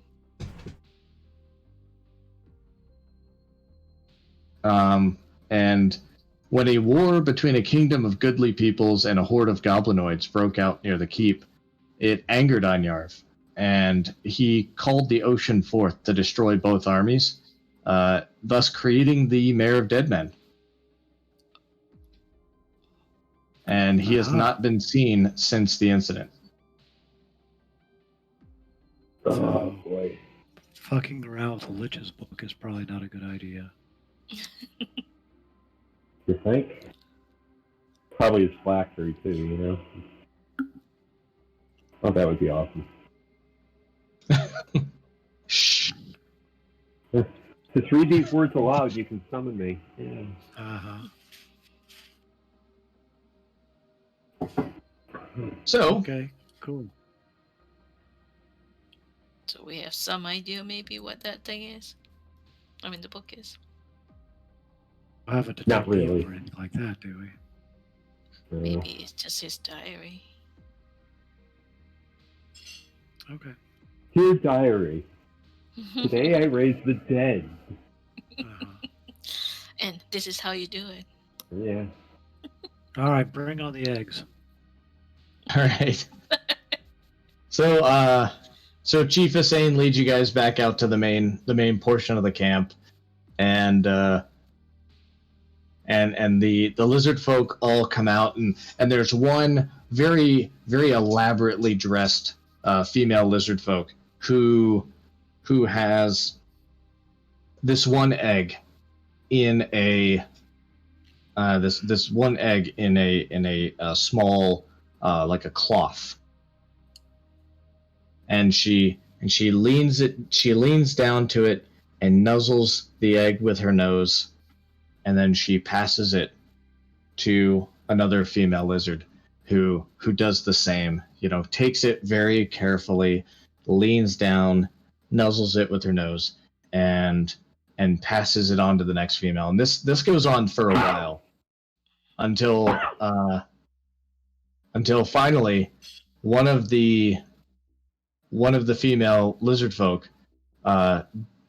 goes to pass the egg to Jin. If I have to make a dex roll, I'm not taking it. No, I'm gonna assume that you're dexterous enough to not just take the egg and smash it between your hands. You know. Okay. Then sure, I'll Intentionally. take the egg. I will take the egg and nuzzle it with my nose. Problem with that. And And don't breathe. Yeah. and And do you I'll- then pass it on? Yeah, I'll pass it on to Rivix. All right. Rivix takes the egg, nuzzles it with the side of her little dragonborn snout, and passes it on to Hammerbell. She will do the Like, same. does the music stop and it's like magic or I can't even think. that's Musical correct. chairs. You're And right, congratulations, you got to raise the kid now. Yeah, congratulations. Congratulations, you're married. Yeah. So Hammerbell, you receive the egg, and you complete the ritual as well. Hmm. As you do, Pass it. Oh, wait. No. as you The egg do, catch. you nuzzle the egg with your nose, and then you're just kind of holding it there, like unsure of who to pass it to, and you're being as careful as just absolutely careful as you can, holding this egg in your hand, and as you hold it out, like, hey, somebody come take this egg, the egg just very slightly just moves just a little bit. Ooh. Make a dex And- roll. And as it moves, you know, it's not enough for you to have lost your grip or anything, but just within the cloth, everyone sees the egg just like click off to the left real quick, just tick it, and all the lizard folk start hissing, and you recognize it as a good hiss. Oh, whew. Good. And even Slosh comes over and you know, just his big form, you know, just sort of lording over you, looking down and just kind of, and you see him do what you recognize as Slosh smiling, though to anybody else it would look just scary as hell. And and the very dramatically dressed female lizard folk comes and takes the egg from you and just bows in front of you, and she says, you have been blessed by this egg. Oh. And so the lady, like, kind of a little embarrassed to not have already known this information, asks you, what is your name? Hammerbell, but I go by Bell. Is that your full name? Hammerbell Slaughterface. Waterface. Waterface. Slaughterface. No. So Distant relative, and distant so- relative of the murder face. Yep. Yeah. so the lady, she kind of lifts up the egg to show everyone, and she says, I present to the tribe Slaughterface. and everyone repeats the name, and just they hiss in glee, and they say welcome, Slaughterface. And so now this lizard folk's name is Slaughterface. Oh. Nice. Could be a protege. Hey. Mhm. And so they go and they set the egg down into a kind of a very wide set basket with like some hay or whatever in it, you know, very soft things. And so they grab another egg, and they pass it around, and the very elaborately dressed lizard folk comes over to you, Belle, and she says, it is a great blessing to have the first egg naming be unto yourself. But do not take another egg. Let us allow the others to receive the blessing themselves. For sure, for sure. And so the egg, the second egg comes around, and they purposely pass over you, and you of course don't take it as a slight or anything, because it's just part of the thing. And let's see. I'm gonna roll a d20. All right. Now, Jin, Yes. go ahead and roll me a d20. Oh. Nice. Lucky you. Okay. There's not enough eggs for me. That's okay. Yep. And Rivix is gonna roll a d20. All right. And so the second egg passes, and here comes the third egg. Jin, go give me another d20. He's cheating. I'm consistent. All right. And a couple of other eggs come out, and some of the other lizard folk women get to bestow their family names to the egg, and so none of the eggs ever move while you're holding them, Jin, nor for Rivix. Dodged a bullet. Don't want Now, actually, Webley, give me a sleight of hand check. I don't actually do that. I'm in the other room. I made sure I was out of it before I said it. That's why I typed it and didn't say it. Okay. All right. So yeah, you guys then at some point in time, the eggs are placed back into kind of a nesting area that is very well guarded, and they get a bonfire going, and the Purplefoot wine starts flowing out, and everybody just has a really good time. Excellent. Great. Let's summon the Lich. Now, Fairfax, you wanted to complete that ritual? Yeah. After we finish with the egg ceremony, I'll perform the identify ritual. Okay. And let's see here. Let me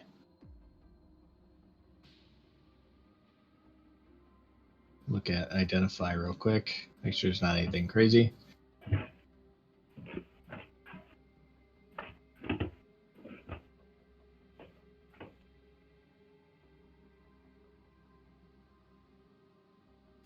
Spells affecting the item and what they are.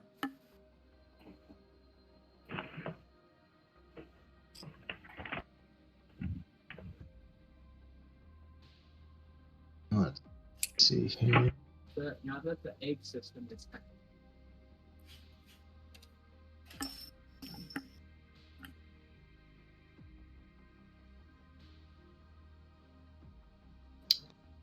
You learn through your inspection and your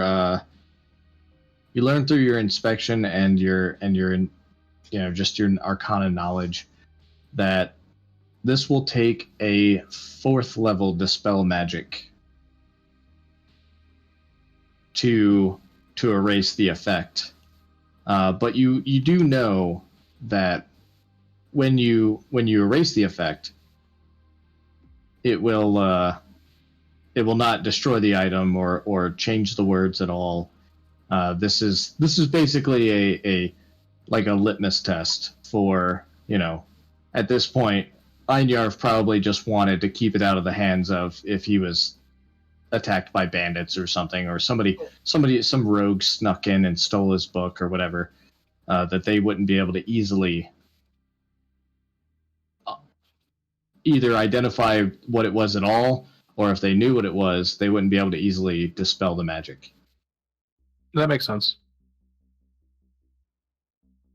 Okay. I actually do not have Dispel Magic, but Azure does. Yeah, I'm on it. Before? You have a fourth level dispel magic, Sure. and you want to go ahead and do it now? Okay, sure. Okay.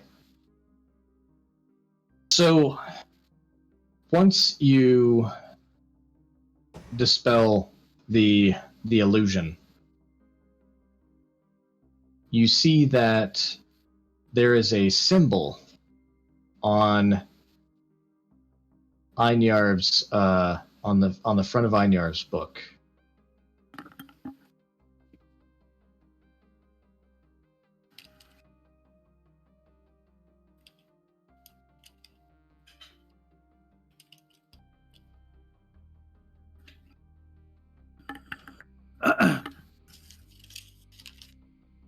Aha. I recognize that out of character anyway. I don't. Oh. And give me, I don't know. What are you? You're like some wizard, some levels of wizard, or sorcerer. I've got Sorcerer and Warlock. Sorcerer and So- warlock. That's right. So Insight, History, Religion, and Arcana are the skills that I have proficiency in. Yeah, give me a history check. Can I as well, since I'm the one who spelled it right there? Yeah. Because I want to say that in character, my character should have at least heard of the Harpers. Yeah. Yeah, and you have, and you recognize this, and this particular version of this symbol definitely dates back. Like, it's not the way it's currently drawn or emblazoned on things, but it's definitely an older version of the symbol of the Harpers. Cool. And you know that the Harpers are a clandestine network of spellcasters and magical spies who seek to, generally they seek to tip the scales in the favor of the innocent, the weak and the poor within the realms. And that Harper agents pride themselves on being incorruptible defenders of good. Which doesn't really match up with, you know, how Einarv ended out there, flooding an entire 2 armies, and you know, maybe he became disillusioned, or you feel like there's more to it than that. Okay. Opening the book, you see that there is a lot of notes, not really journal style, not really his own recollection of the things that went on with him, but you do see that there are a lot of investigatory things into lichdom and becoming a lich, and you know, things like that, as well as some alchemical recipes that you find particularly interesting. But it's all kind of chicken scratch, and it would take you a while to decipher it all and really put it to any sort of use. Okay.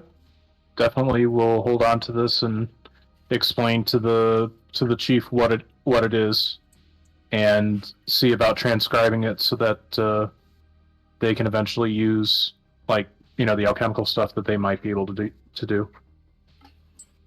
I'm And, sure I'm pretty sure they have spellcasters and whatnot. So It's like a Lich Hood for dummies. it's well, yeah, I'm not going to share that. I don't think they need to see that, but you know, so you share with them more of the alchemical stuff. yeah, Just kind of flipping through to the right pages and saying, you know, hey, look at this. This is kind of where this goes, and it's written. What's a language you know? I've got Common, Celestial, Draconic, and Elvish. Given that it's an Right. older book and involving arcane stuff, I wouldn't be surprised if they used Elvish in the Harper Network.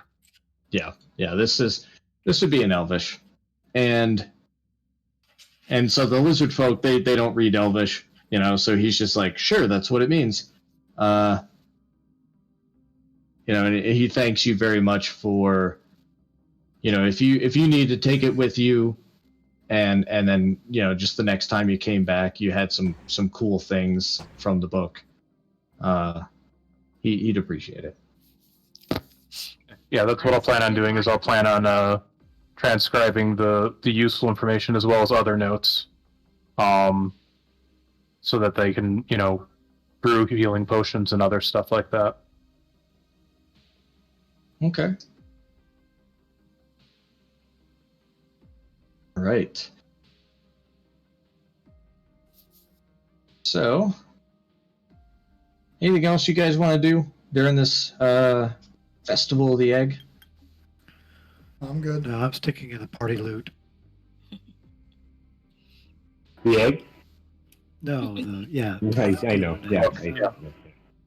Has it been mostly peaceful for the lizard folk down here, or are there any of them injured or whatnot? Are there the cat right there? Give me They ban and wait an investigation check. so that people don't know. Like, Or rather, a medicine check. Sorry. Give me a medicine check. they- I forgot medicine check was a thing. You notice that two of the lizard folk here near the fire haven't really got up and moved around very much. And they keep on shifting their positions as they sit on the ground. And every now and then one of them will extend his leg out and just kind of bring it back in, and you see him wince in pain a little bit.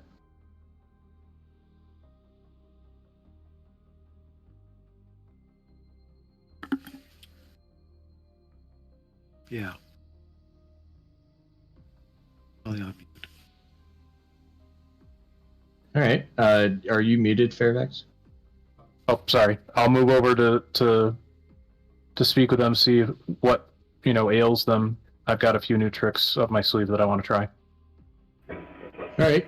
So this lizard folk here looks at the other one, and they kind of look at each other, and then he says, this one kind of hisses, and he says, "I'm fine. It'll probably rain tomorrow or something. I don't know." And this one says, "Don't be too proud." And he turns to you and says, We were on the last hunting party and came across a little bit more than we expected. This area is more plentiful in animals, and that includes the predators. And so we have never fought a bear that lives in the swamp before. But apparently that's a thing. Okay.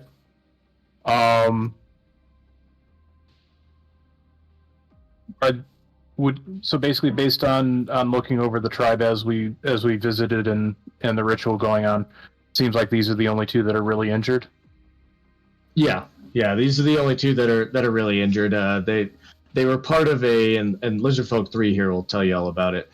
They were part of a 4-man hunting party, and they had felled a deer with their arrows, and when they went over to grab it, this bear just jumped out and caught Lizard Folk 6 by surprise.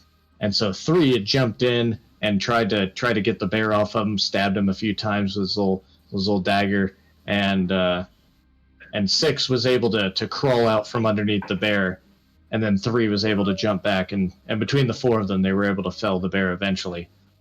And that's actually what everybody's eating. Is cooked bear mixed in with a little bit of deer meat. Little swamp bear. Mm-hmm. Okay.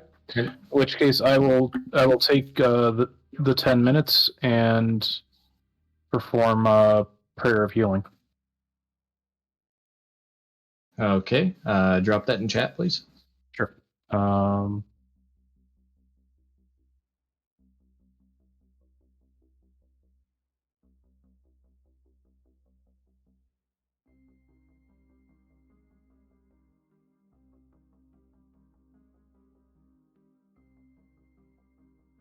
All right. Go ahead and roll the 2d8.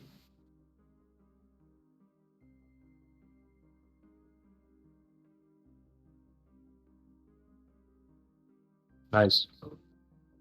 So 17 on that. Okay.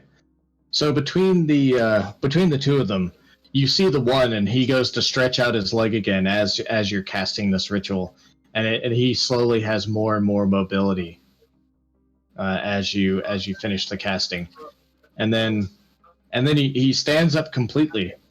He stands up completely, and the very elaborately dressed female lizard folk comes by, and she's very happy to see him on his feet. And they kind of hiss at each other in their lizard folk language, and then Six kind of points at you and hisses some more, and then the elaborately dressed lizard folk, she kneels down and says, "Thank you for this. We need all of our hunters well, and I have a personal affinity for this one." I'm glad we were able to help. And you could tell from Lizard Folk 3, he's kind of taken aback a little bit, because that's probably the most romantic thing the Lizard Folk have ever said to each other. Oh, I can't see anything with the fire. Sure. Cool. So sweet. and also three was healed as well, and he kind of you see the slash across his arm that you imagine extends past the nice sort of formal garb that he's wearing for lizard folk anyways. You see it kind of heal up all T1000 style, and he thanks you as well and passes you the remainders of a bottle of Purplefoot wine. Oh man, good stuff. Yeah. We'll share it with them and cheers. All right. Anything else you guys want to do during the evening? The chief and all the lizard folk, and they're just there, and everybody's partying down, and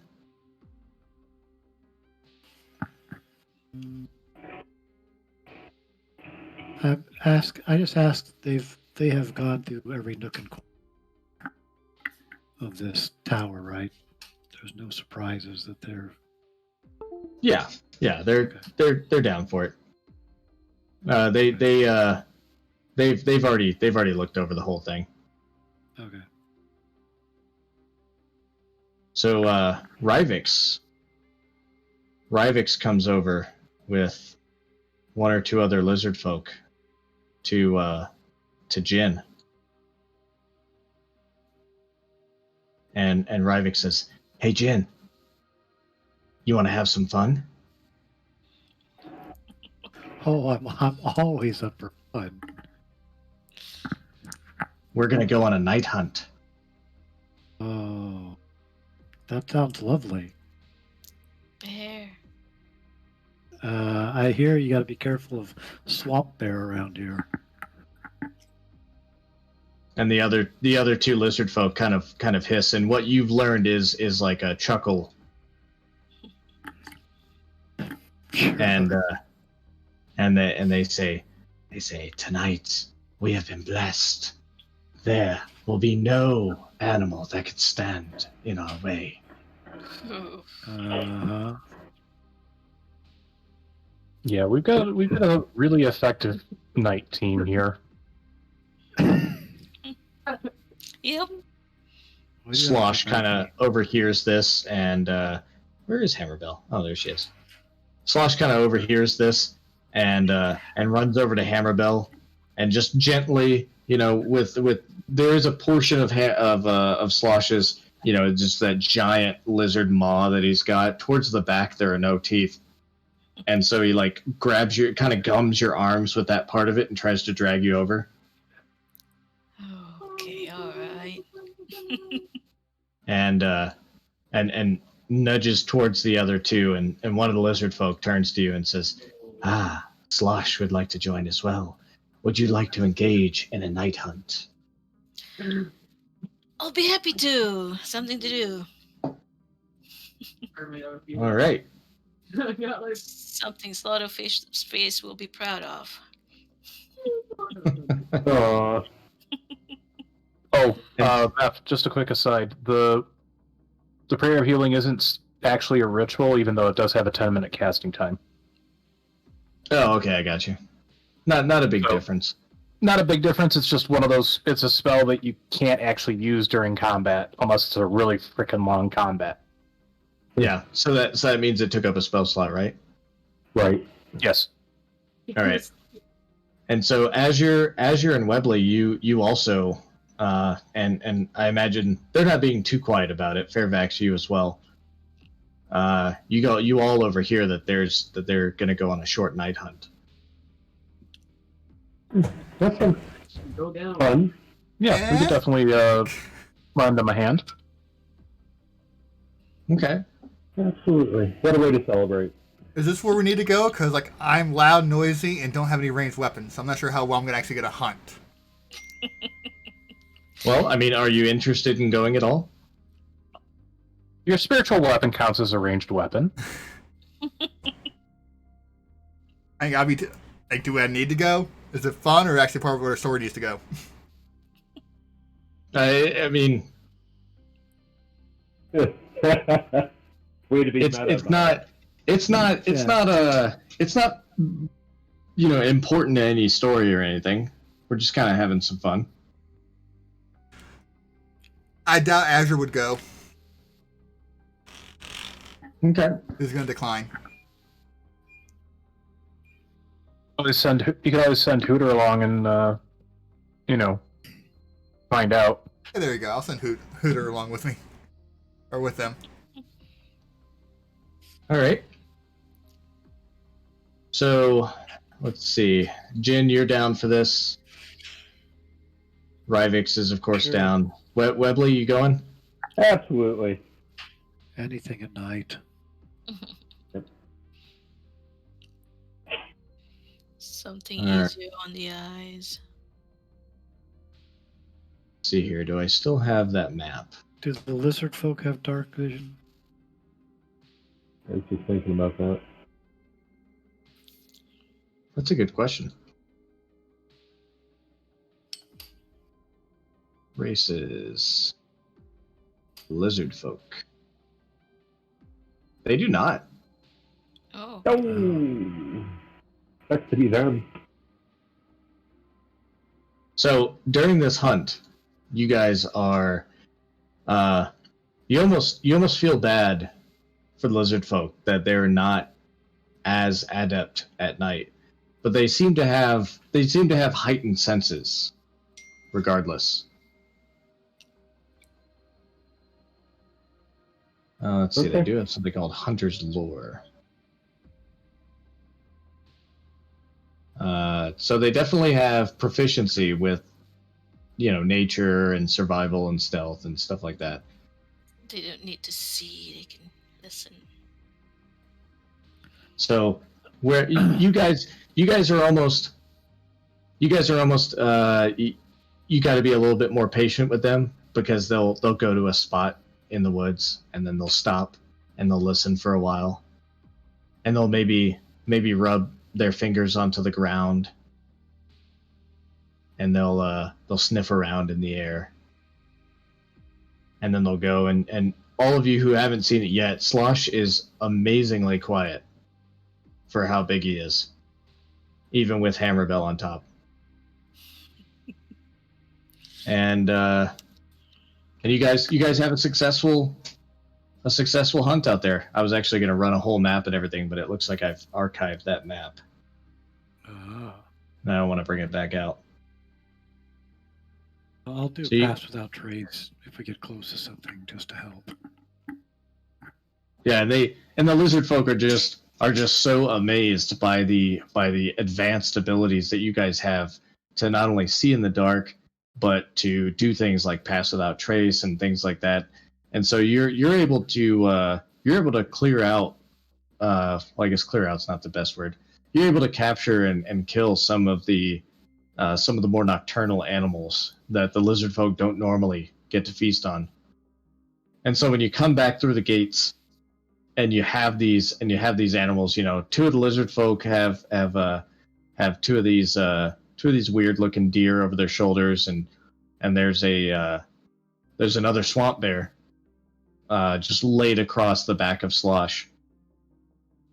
And so then the lizard folk are just elated to see all this, and you guys get to party, just keep the party going. So it rages into the night. You guys generally had a good time. Any breaking the eggs? Yeah. Oh no, they're very closely guarded.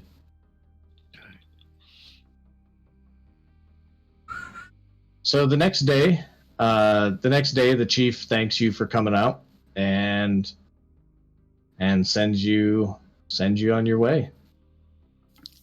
Thanks for inviting us. We were honored. And At least I was.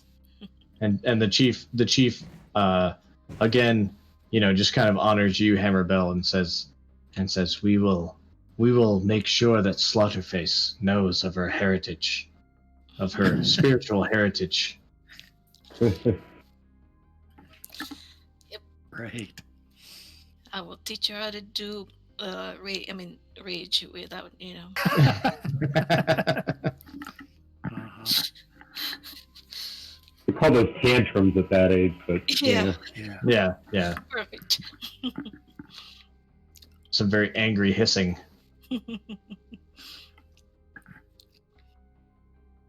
So you guys make it back to Leyland. I assume you go back to Leyland. Yeah. yeah, Maybe we should ask And them if they didn't know anything about the Phantom. If any Phantom been visiting them or something. asking the lizard folk? Mm-hmm. Yeah, they have seen nothing of that sort. Yeah. Just making sure. But upon returning to town, Griselda and Marigold quickly hear about, you know, because the guards always let them know, and they come to visit you guys. And they say, Griselda says, "I don't know what the meaning of this is, but I don't want to say no to it." And she shoves this this piece of paper that looks like it was posted. You know, there's a little hole missing where it was posted there on the job board. And she says, "Do you know what this is?" And she hands you a piece of paper that says, "Go north along the coast and find the bronze dragon Lamarantas, the claws of the coast. You'll find her in her lair. This location looks like a bronze dragon carved into the side of a cliff overlooking the sea. Ask for a chance to worship at the shrine to Bahamut, so that you may receive visions of the threats facing Leyland. Report the threats you divine to the town council and collect a reward of 1,000 gold." Well, wait a minute. They're the town council. Yeah. And They didn't post this? After they did, we were too busy not paying attention. Griselda Copperrot says, "No, I didn't post this. I wouldn't give you 1,000 gold to go pray at a shrine." And Marigold kind of jumps in and she says, "However, we do want to kind of, you know, I mean, somebody posted this here for some reason. Perhaps it's worth looking into." And Griselda says, "Well, we'll have to get the whole council to agree to this 1,000 gold. But either way, I I find myself hard pressed to disagree. I don't know. I don't know if I would always like to know if there were more threats to Leyland. I look at both of our Dragonborn and ask them what they think about the whole thing. Could be a scam. Is that something that is doable? I've seen Fairfax, pray to his dragon, not talk to his dragon. Celestial dragon thing. Yeah. Dragon. Yeah. Rivix, Fairfax grew up kind of in that more of a tribal setting. So he doesn't know as much. Rivix does know of Bahamut, of course. Everybody should know. But as far as this bronze dragon, Lamaruntas, yeah, No. yeah. Neither one of you really know about that bronze dragon particularly. Well, grab the Dragon Slayer Where- sword. Well, what was that, Azure? Grab the Dragon Slaying Dragon sword, Slayer. just in case. Just in case. I believe here's- bronze I are mean, usually good, but still, you never know. I think we've got a more mundane concern. Somebody's offering 1,000 gold on behalf of the town council, and the town council doesn't know about it. That is very suspicious. I mean, it's just a very obvious, and I don't think this is the case, but it's just some obvious attempt at getting us to, don't think, but to get us out of town Mhm. or to get us into Right. trouble. Jacob's up to Yes. But it's so obviously disproven that maybe I don't want to overthink it too, Either way, shouldn't we investigate? I'm just saying, I don't do this for the money. It's not about it's not about the money. It's about It's about a threat. who's deceiving us. Mhm. Yeah, or Yeah. who's speaking on behalf of the town council. It's tempted for us to suggest that we do an augury and wheel or woe ongoing on this. That's a good call. Didn't think of that. Can we go check out the docks and see if any if the tabaxi, I know they don't come around, but if any of the ships that come in every now and then know of since it's along the coast and it's a bronze dragon. Anybody knows about this place? Okay. Yeah, you want to go down there and oh God, what was her name?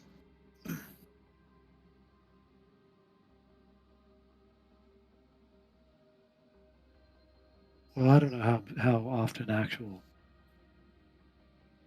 captains come in, but there were a few. There were Stans and Dar, and Yeah. it's a big cave. What the note say? Find a cave that looks like a bronze dragon. I posted it in the chat. Oh, sorry. Looks like a bronze dragon carved into the side of a cliff overlooking the sea. Oh, well, there you go. Somebody, Not real hard to, not real easy to overlook, right? somebody that sails up and down the coast has got to know where that is. So you go down there, and Valdi Estepar is there, and between her and she's also talking with Alion Malwin, the Aluskan human that runs the Umber Hulk Shell Inn, as well as the female dwarf Rorsta Anvilhand. And they're all kind of just talking about the business, of the docks and everything. And It's kind of late afternoon, getting into the evening by the time you guys get back, and so they're both just sitting down having a few drinks in the Shell Inn there. And between the three of them, they do tell you that yes, indeed, about some point. Let's see. It's about 40 miles north of Leyland, along the sea, is a large cliff, and into the cliff is carved a bronze shrine. And they know that there are people there. So if you sail too close to it, there are people there that are outside. And the entrance to the place looks like it's covered when there's high tide. So close to midnight, close to noon. The entrance by sea is covered by the high tide.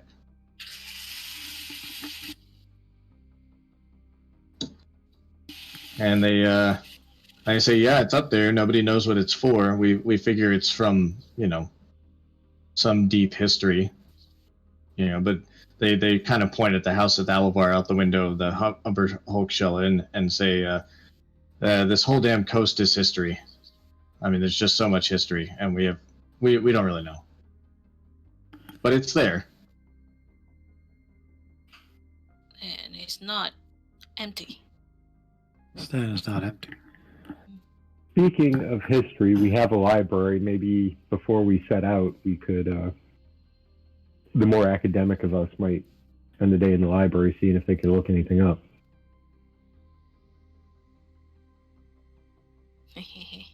Yeah, we're not in any big hurry here that we are aware of. Right. Nothing's blowing up. Does it- I'm All right. of the mind if we do go that direction to take a ship to it, Yeah, I think that's a good idea, actually. because we A, have water breathing, and B, have flight and all kinds of shit. So Okay. and water walking and yeah, So would you like to consult with the folks that work the fishery, the barge yard, all that stuff, and kind of get them to reach out and get you guys a ship? yeah, Yeah, I think that'd be a good idea. yeah. and also figure out If it's what captained the by a upgrades tabaxi, all the best.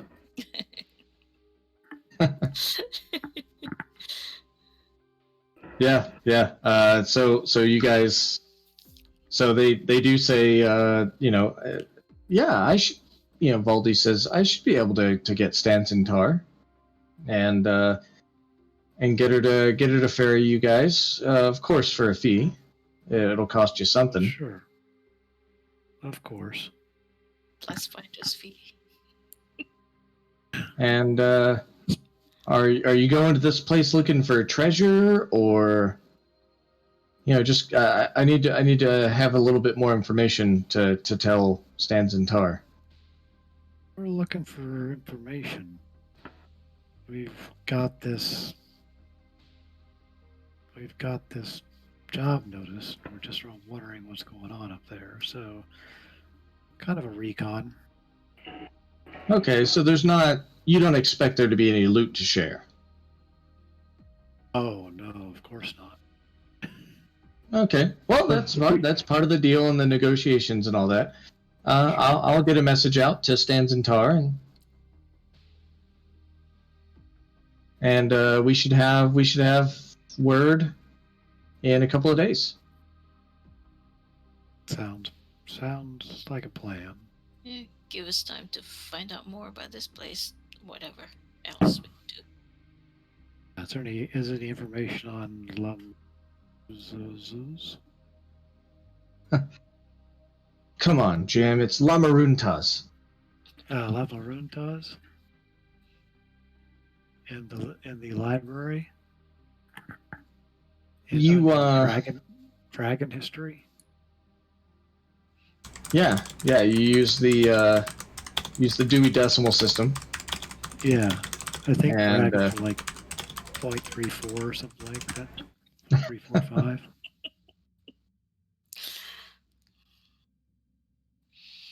Okay. Good to go, Azure. So yeah, you guys go into the library, and it's getting on into the evening time now. It's definitely dark out. Well, yeah, we Eh. got days. I'm not doing out to it right then, but yeah. And walking, you do learn some things at the library. You learn that La Maruntas is actually closely related in what documentation you can find. Very reclusive in nature.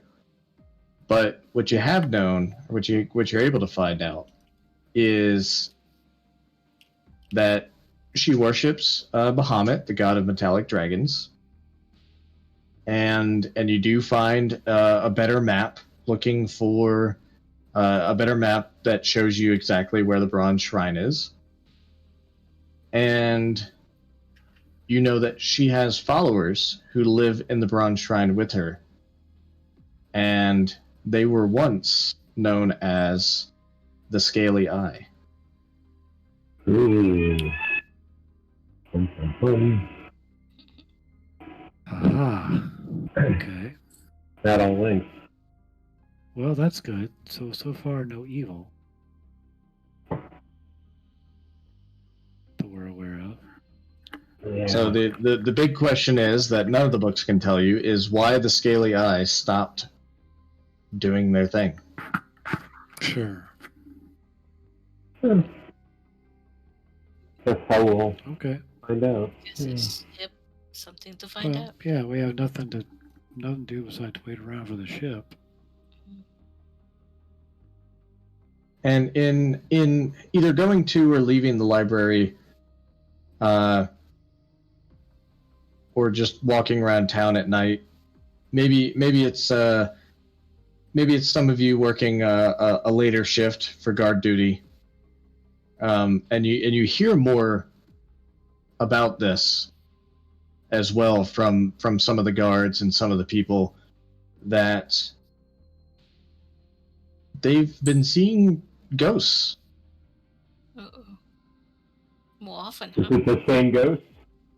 One of the guards does describe a ghost very similar to the one that you saw in the party HQ. Just looks like a warrior woman with dark skin, and she never does anything, just kind of watches.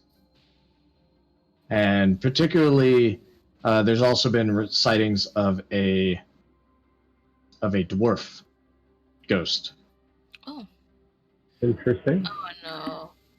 Does that mean that the portal is open? No, not necessarily. And the dwarven ghost has been sighted more closely to the House of Thalavar. Okay. Do a Someone recon gonna on that. check I could do a yeah. recon one of the evenings while we're waiting on the House of Thalavar. Yeah. See what what's his face is up to. I That don't sounds think like a it's, good idea. I don't think it's him. I want to see like an old map of this town, like previous, if I can find it. See. Maybe there was something in our party HQ before. What would they be visiting? What old kind of? Oh, Was it a church once upon a time? Was it a grain mill? Whatever. Right. Did children's crematorium or something. Hey, Yeah. that was kind of dark, but yeah. Yeah, something like that. Okay. If Fairfax does let the party know about what's his face being weird, I'm going to volunteer, and unless somebody stops me, say Yeah. it's a bad idea, I'm going to recon Yeah, I would Got have it. I would have shared that information. That's not something that would make sense to keep secret. Okay. I want to do something. So yeah, So- one of the nights while we're waiting for the ship, I'm going to recon. So to go with Webley's idea, we'll get to reconning the house in a minute. To go with Webley's idea, Webley, you've learned. You might even check the library or any of the other places, but really, as far as Leyland history, the most that you've ever found has always been in Aubrey's Peculiarity Shop. Well, then I'm gonna go talk to Aubrey, as it were. See what And they've got. Aubrey seems to know a lot about the history of the town and what goes on. And you can't help but as soon as you're in the shop and Breltor is there and Corporal Jessup is there, and while you're talking to him, you can't help but notice the triptych painting above the counter on the back wall there. The same painting that we've talked about before. Yes. Yeah, with the dwarf. And Yeah. And there in the painting is a dark-skinned warrior woman and a very red-bearded dwarf. Oh. And Huh. the third portrait has seems to have faded with age, and it doesn't show a third person, but there's definitely somebody who is supposed to be there. Oh boy. Okay. And Does Aubrey tells you, "Oh yes, those are the swords of Leyland. If you're seeing their ghosts, I imagine they're still here, maybe even in the afterlife, just trying to protect the town. I mean, they were the ones who cleared the monsters that were released from the House of Thalavar." Oh man. Of course, don't Leo. share any of this information with the party. sure. You do not? No, No. kidding. Of course I do. Always, yeah. Oh God. Have there ever been mention of seeing their ghosts before? I mean, occasionally there have been fishermen's stories of ghosts out on the Idle Island, but that's it's probably unrelated because it's never been those specifically. Okay. It's always, I mean, that place is just kind of creepy, anyways. Yeah, I think we were there for a minute. Oh, I mean, so. Definitely want to check out. Not Yeah. Belle personally, but she would suggest that we should really, figure out what Galio is up to. Okay. And so that points to what Jin suggested, doing a little recon. Now, what specifically would you try to do here? Just sneak in the front door, or? There's stuff that at night that I can port up to. If you cared to, I think you should be able to port. If we're talking from the ground base of the tower here to maybe up to one of these windows. Yeah. I mean, I'm hitting a pass without trace on me. If I'm going, and yeah, I'm porting up to some upper. Fairfax knows the layout. He can give me the place to go to do some spy stuff. Yeah, I would point Jin in the right direction. Okay, So let me take a look. yeah, I'm trying to port up to a window and checking for any windows that or any way in, not through the front door.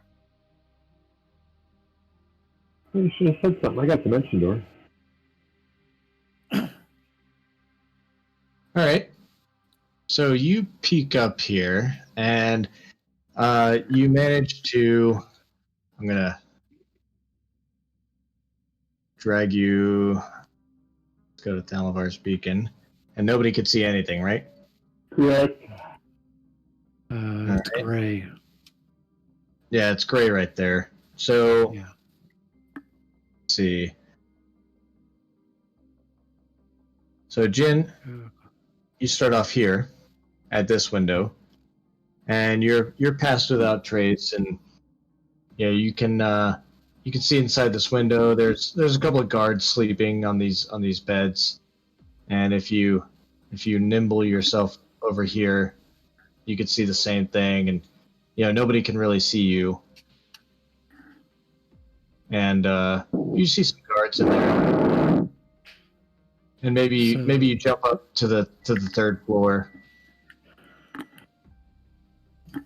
and you just see a hallway with some doors. And you've actually been inside the tower. All of you have, in order to get all the way up to the fourth floor where the planar gate and the planar beacon are. Right. And so then you look port up to that. Oh, go ahead.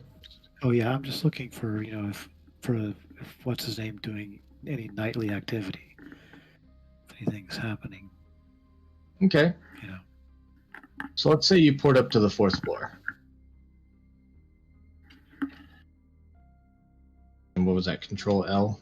Yeah, there it goes. I can see the room. So you can see inside the room, and Galileo is there, and he's pacing about. And you notice something you've never noticed before. You notice that where these torches were hung on the walls, underneath the torches underneath each torch is a cage. And there's nothing in the cages. But Galileo goes pacing about, and eventually he goes over to this wall. And let's see, is it that wall? Where's the third floor? Oh, never mind. Eventually he goes over to this wall. And you've never seen this door here before. But he presses on a specific part of the stone, and the door opens. And he goes into a part of the tower at the very, very top, where there are no windows. Great. All right. Well, I'm not going to chance anything. So if I can't get to it, I'm just going to go back and report. There's weird cages now, and there's a secret door, and he's acting creepy, and I'm concerned. Concerned that he's trying to do something with this planar gate. But yeah, there's definitely areas that we haven't been privy to. And we'll say this happens before you get down. Give me a perception check. All right, I have a passive of 16, so All right, we'll go with the passive then. You notice let's go back to Leyland Town map. You notice you're up here, and from the balcony of the Knight's Goblet Inn, you notice that Robillard, though he obviously can't see you, is having a drink and just standing on the balcony and staring at the tower. Okay. Great. I will inform everyone of this. I have no idea what it means. there's obviously some connection between this guy and the tower, and I think we really need to get up and see what's being hidden from us, or at least tell the council about it. What do you say, though? Especially with the one who sort of asked him to do that.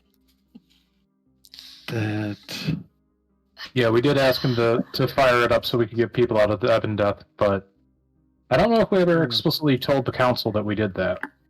well, Granted. that's true. Well, I mean, I'm just concerned what's being hidden from us. Mm-hmm. Yeah, how do you? Oh, can we do more recon?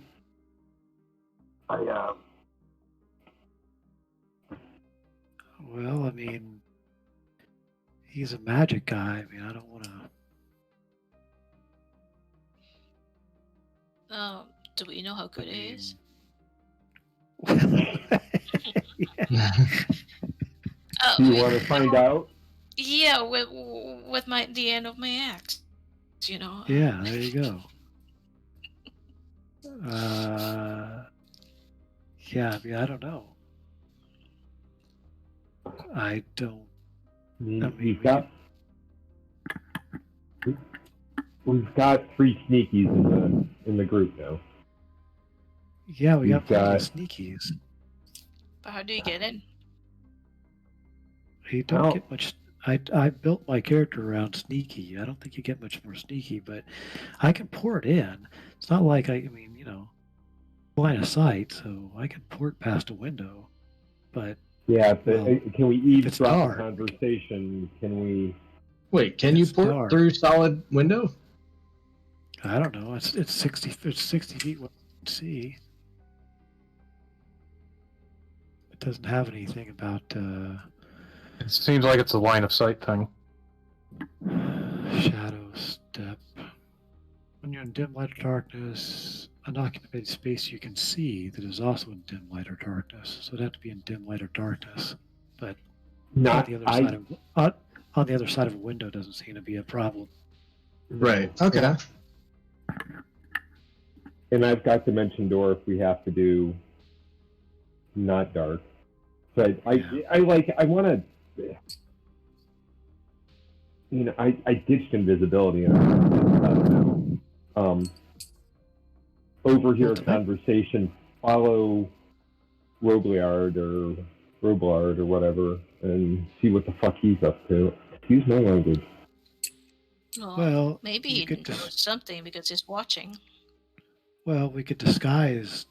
Either of us Yeah. could disguise ourselves as either body, but you don't really know what you're talking about if you try to talk Right. to the other one. Right, but you could look like a guard and overhear something. Oh, Yeah, I'm not so sure the guards down there know anything. That's because No. it's always been a guard house, right? So Yeah. Right. Yeah. Oh no, I'm just saying to get close enough to overhear a Right. conversation. Yeah, gotcha. yeah. I don't think All we've right. got any. Yeah. Well, Well, what's more pressing? He's doing That's a his good thing, question. or do we go well, talk to I'm Bronze thinking Dragon? possibly they're related. I think you're right. Yeah. Well, maybe we take the advice and. You know what it's going to be? It's going to be the darn ghosts or. These are going to be the ghosts, the swords of Leyland, and they're getting us to go and seek help. Maybe. It's Well- all just happening too quickly, I guess. I don't know. Everything, the scaly eye and it's a bronze dragon. I mean, that seems to be all good stuff. That Right. so we might as well go check that out, see what Yeah. if it provides any help or guidance. Right. Since for all we know, it's good. Refresh my memory. Weren't the Swords of Leyland involved with when the portal was opened previously? Yes. Yeah. Yeah, they fought off the. They fought off the invasion and whatnot. Yeah. So it's possible because we reactivated it, they, Yeah. are not at rest anymore. Perhaps. Yeah. Yeah. It's a threat again, right? Yeah. If something happens, they have a sending stone. They can let us know. We're 40 miles out. That's Sure. how long by ship? I don't know. Um, Well, it's a couple of days. We have to overland it. yeah, I would say it's about a day and a half by ship Okay. with good wind. Okay. All right. Well, if nothing blows up Go out to before the sea? stance, Oh. before the stance of Tar comes, we'll go. Well, do we have a ship yet? I thought it was a couple days before we get one. Yeah, it is, but unless you can dimension door, you can just pick. If you got dimension door, you can say I want to port 10 feet that Right. way or whatever. So Right. I could appear right in the room. Yeah. yeah, That's not a problem, and I can take one person with us too. So I mean, if we want to try to do it when he's asleep and recon it away, we can. yeah. That might. So make some sense. you guys could do that. So you kind of got a couple of things here. You could investigate Robillard. You could investigate more into the House of Thalavar. Can you cast Dimension Door while flying? Yes, Yeah, I don't think just an action. Yeah, because it's not a concentrated. concentration spell, so it wouldn't break.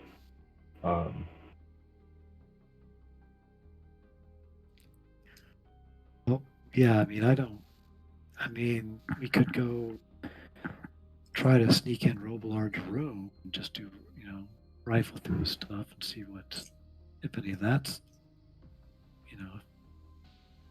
anything Thing is, do pops you know up. what you're looking at? Yeah. I mean, I feel Mhm. pretty sneaky, but I'm also happy just to, let things stand and go check out the dragon. Well, I we've mean, got we don't to. have a time. We don't have a time. I mean, this guy's obviously been doing this for a while, right? So Yeah. we have no real timeline on what, is this, going to blow up the town here in 24 hours or is it not? Well, that's the thing too. They're Right. all of a sudden the ghosts are showing up, and Yeah. I still think it's the ghost sending us to seek counsel. But Well, why don't we just go confront this guy? Say, hey, what's going on? oh, I mean, He might well, not. if he's guilty of anything, he's not going to admit to it. He's going to get like 10 times sneakier. true. You confront him. But we could say, hey, what's with the secret room?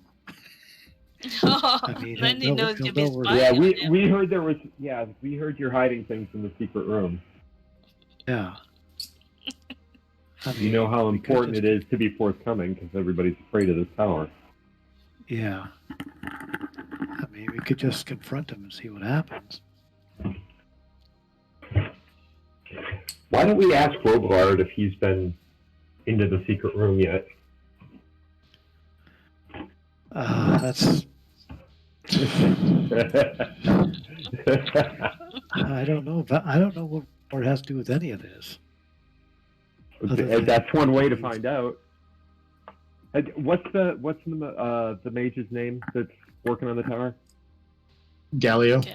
Cal. Yeah, has Galio let you into the hidden room at the top of the tower? All right, you want to go do that? Yeah, what the hell? Mm. All right, sounds good. So during the day, we'll head over to the Knight's Goblet Inn to talk to Robillard. Okay. Okay. Do we want to take a vote on this before I do something stupid? Is everybody cool with this? I'm cool That's with one it. way to find out. Yeah. I was going to suggest that we, that you know, You can't have Rain or Azure do a augury. You know, he can do it as a ritual, so it doesn't cost a spell slot, and just kind of get a sense of, hey, if we confront, you know, It's a good idea. Galio about this, you know, Wheel or Woe or both or none, Right. you know, what kind of, you know, just try to, you know, use that as a way to kind of prioritize our response. Right. Hey, Azure, you don't mind doing that, do you? I mean, you know, just speak I up don't if you do.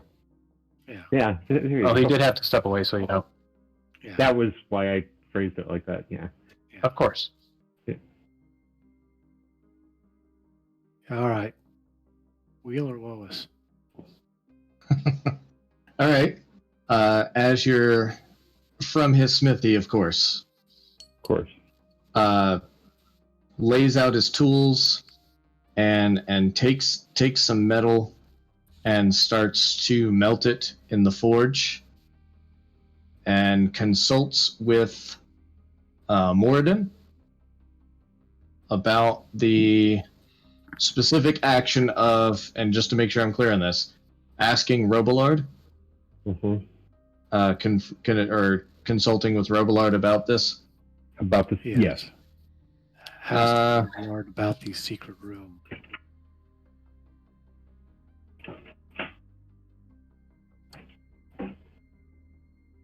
He continues to melt the metal, and then takes some of it and lets it cool, and then just continues to consult with Moradin, and he gets the response of Wheel and Woe. Great. Okay. Onward. Thanks. Thanks, Azure. Yeah, thanks, Azure. Night You're Sky, welcome. get in. Yeah. Damn it. Ah, So at the Azure- Knight's Goblet Inn, Yes. you find Robillard in a common area, just kind of people watching and reading a book, and you Someone is reading. it's a history book, nothing Okay. crazy. We're gonna spread. I'm gonna stick to the. I know there's no shadows, but I'm gonna stick. I'm gonna stay out of the way and try to, so we're not all like descending upon him. We'll let one do his statistically charismatic. All right. So Robillard says, checking out the competition, are you? Just stepping out for Should- a drink. It's not the first time I've been in here. Ah, very well. Well, what do I owe the delight of your company? Well, actually, I wanted to talk to you, but maybe. Do you have time? Of course. And he just very casually shuts the book and he says, I've read this one before. And he slides it off to the side and just clasps his hands on the table and gives you his full attention. Ah. Well, I look around. Is there anybody sitting around us at all? No. No, not over here anyways. You're far enough away from the bar that's where most of the action is. Okay. All right. Well, because you can't walk into a bar, without ordering a drink. So I sit down with him, put my drink, in between the two of us, and kind of look over my shoulder a couple of times, make sure nobody's listening, and sort of talk in hushed tones.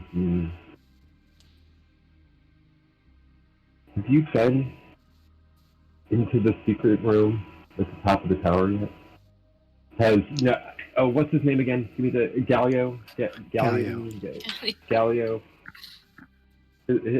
has Galileo invited you into that room yet? And his brow immediately furrows, and he just kind of, to my knowledge, Galileo hadn't been in the secret room either. And what do you know of it?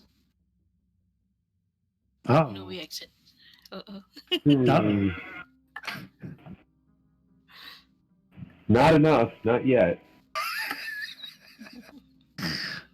well, we found out he knows about it. That's good. Now, where did you Galileo find out had about shown me. Galileo had shown me the door. It wasn't hard to find, but it was particularly hard to open. He must Oh, have he knows how discovered to the open it. secret. And you saw him go in? I know that he did. Perhaps And for right now, this should remain between you and I. Says, yes, I think that's best. And he immediately just starts stroking his beard and just gets lost in thought for like a full minute before looking back at you and saying, do you... I don't I'm don't curious know what what's this behind that means. door. Well, in our investigations and learning about how the tower worked, that's the thing, is we knew that it worked and we knew how to make it work, but we didn't know exactly how it worked. And we figured whatever the secret was on the other side of that door. But whatever it was not... It didn't make sense, almost. It wasn't damaged. It probably occupies a space that isn't on this realm. I was Or it leads to a space that is not on this realm, because otherwise it would have been destroyed, and somebody had to rebuild the tower, and yet the door remained, and so did the space beyond it. Okay, that out of character, and from what Jin described and where the door was, did it just lead into an exterior wall? It appeared to, yes. Okay. Well, in that case, I make mention of that. Considering where the door is, it's probably not. Yeah, it's probably not leading into. Remember the last time we gave I do. a lot of information and invited him to 10 bar? I'm just Roblard's not Roblard's not much of a bartender. Yeah. I'm not giving him any information that he doesn't already have. All right. All right. Yeah. But thanks. And he says, what is beyond that door may be beyond Galileo's comprehension and definitely his ability to contain it. But I also worry about his intentions. Yeah. If not, he's been rather distant lately, almost defensive and closed off. He hasn't consulted with me on this, and I'm honestly hurt by it. You seem upset.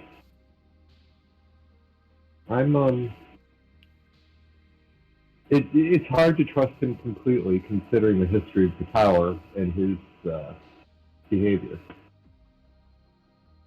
And honestly, your association with him has made me wonder about you as well. And Robillard gives you like this very sly smile, and he says, "About me? You wonder about me?" Well, you seem to spend a lot of time with Galileo, and if he's up to no good, we don't know. Guilty by association? Perhaps.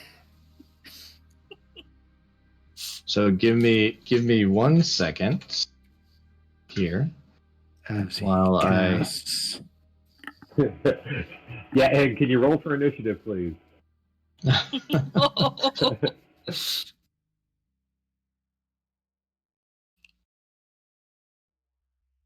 and he says, let's see. I need to specifically look at.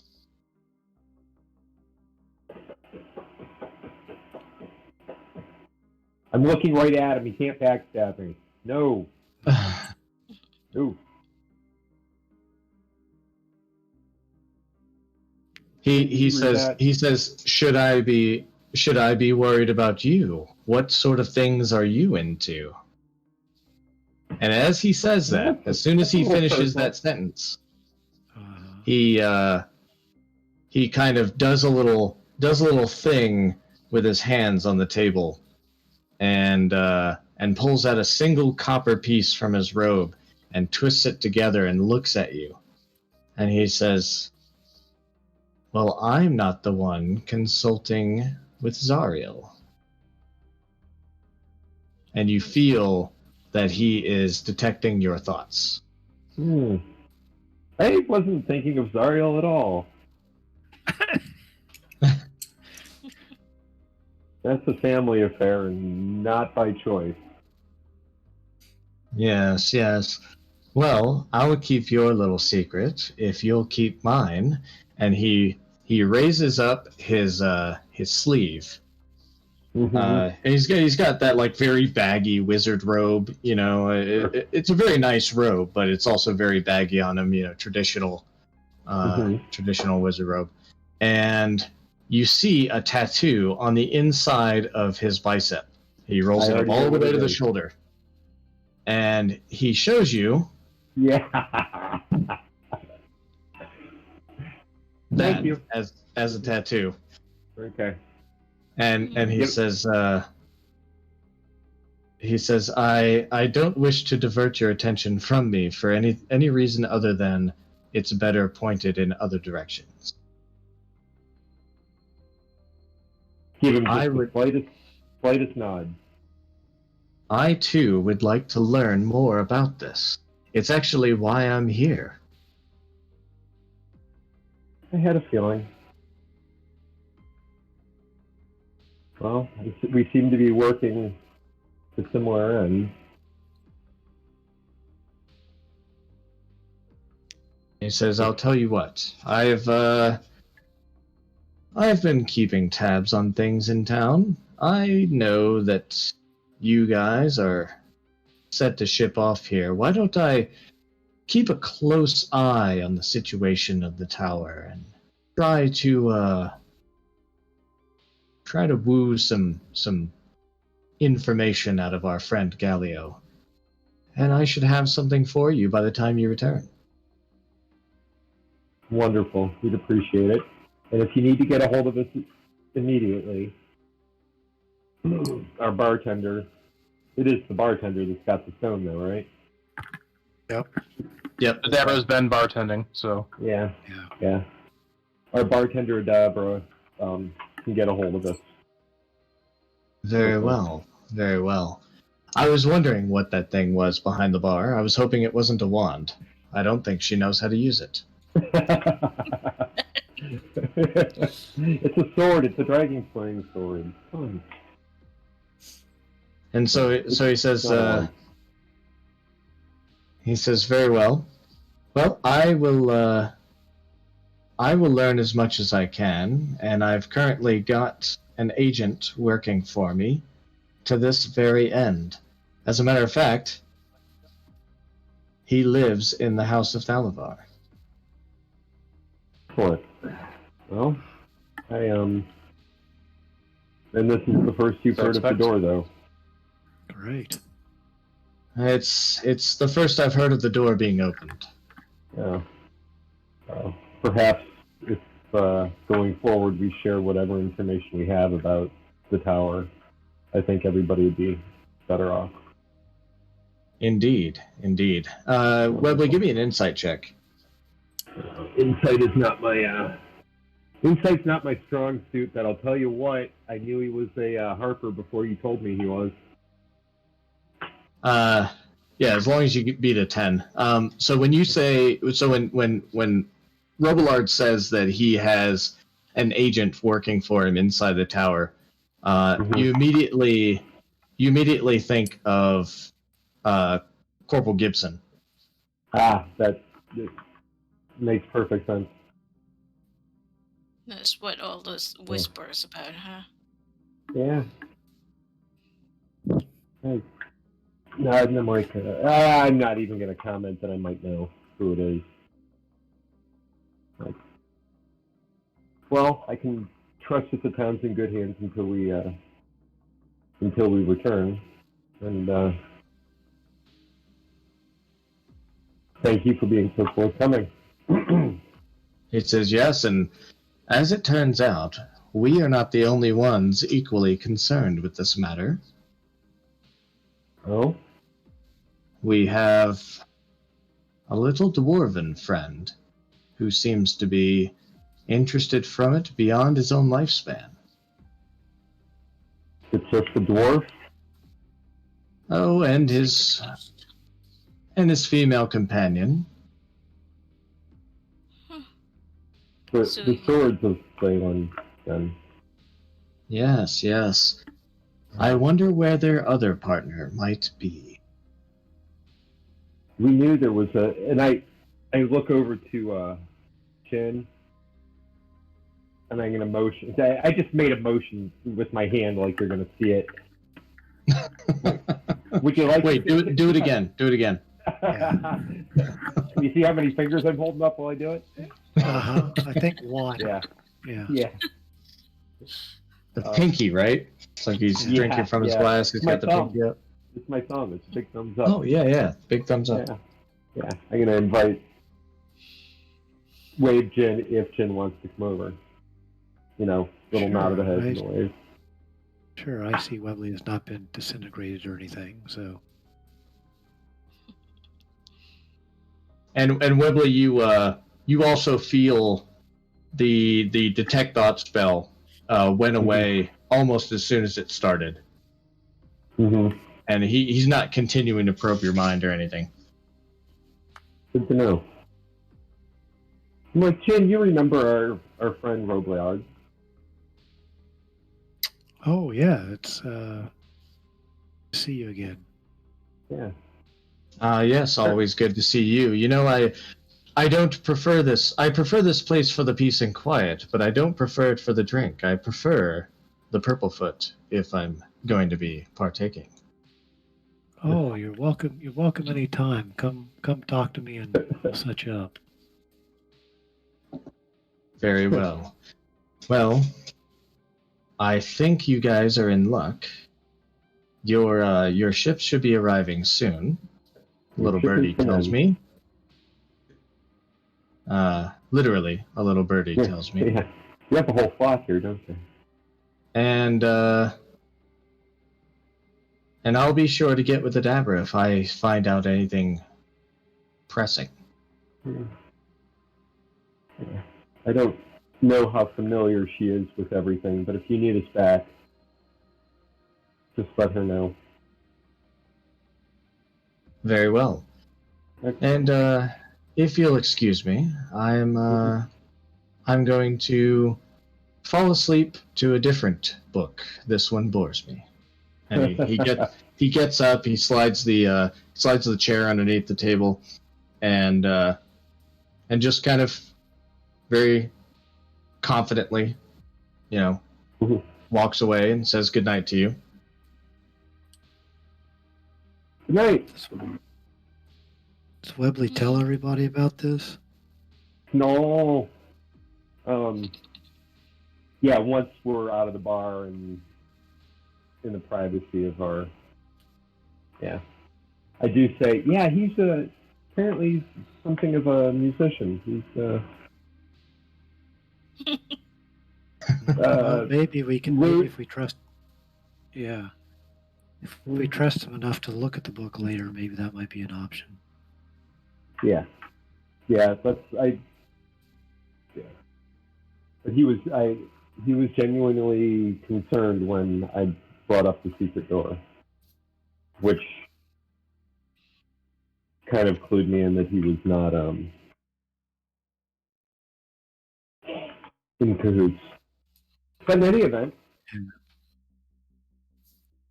All right, all good information. yeah. Yep. Diego team. Good. We go sailing then. Mm-hmm. All right. Well, yeah. So anything the next morning, it's actually late into the night when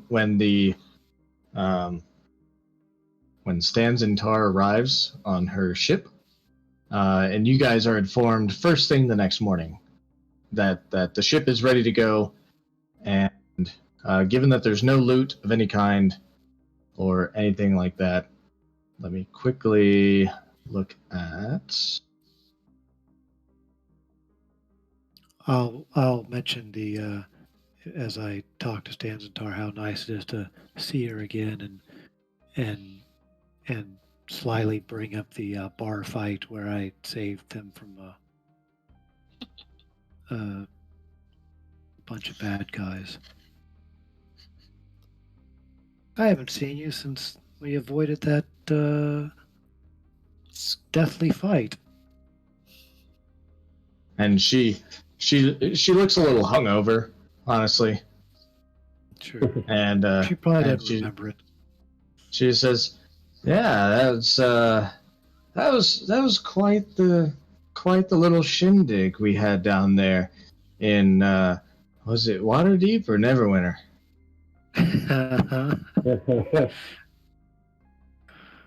Waterdeep. Oh, right. Now I remember who I owed money to. Yeah, that seems right on par. But thank you for the help once again. And she says, "Well, given the council is not covering your fare this time, and given that there's no loot to share, at least that's what I've been told, it'll be 100 gold for passage to and from.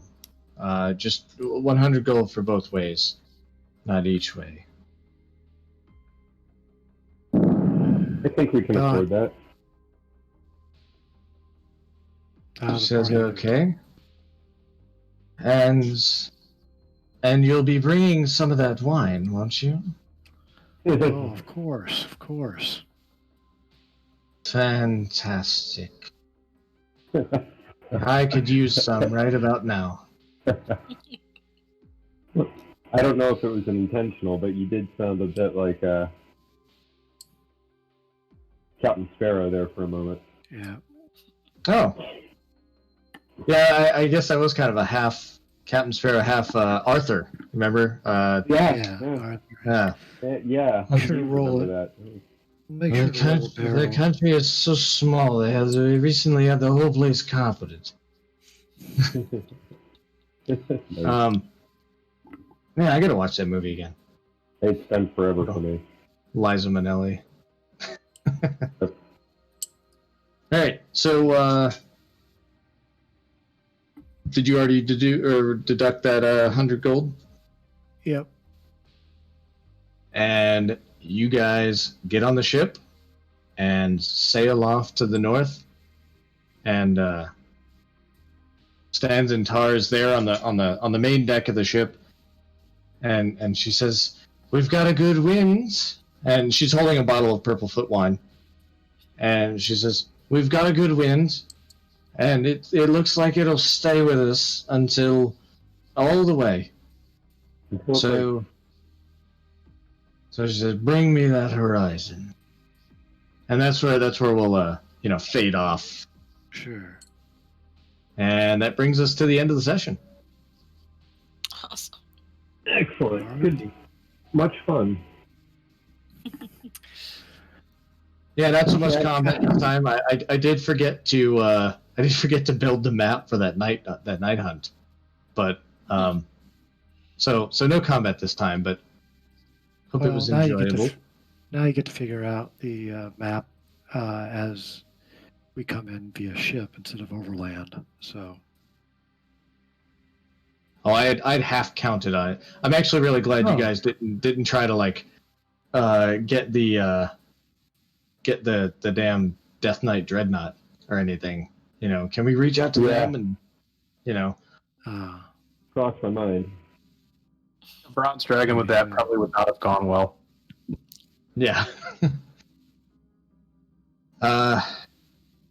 Yeah. cool. So All right. so that's it. We'll do this again in 2 weeks, and obviously we won't have Alright. Azure with us. Maybe Azure gets seasick and stays on the boat. Maybe. Stays home and busy working on the Smith. Worst comes to worst, I'll take my laptop. I'll play on my laptop. No big deal. Oh, that sounds good. No. Hey, I mean, you definitely. I, I'm not going to encourage that. You're on your honeymoon, yeah, I'm not that's encouraging that. yeah. unless the wife would like to play Rivix. I doubt it. Go. Has she ever gamed with you? Yeah. Has she? Cool. Okay, guys, we'll go ahead and end the stream. Have a good night, guys. All right. night. Take care. bye.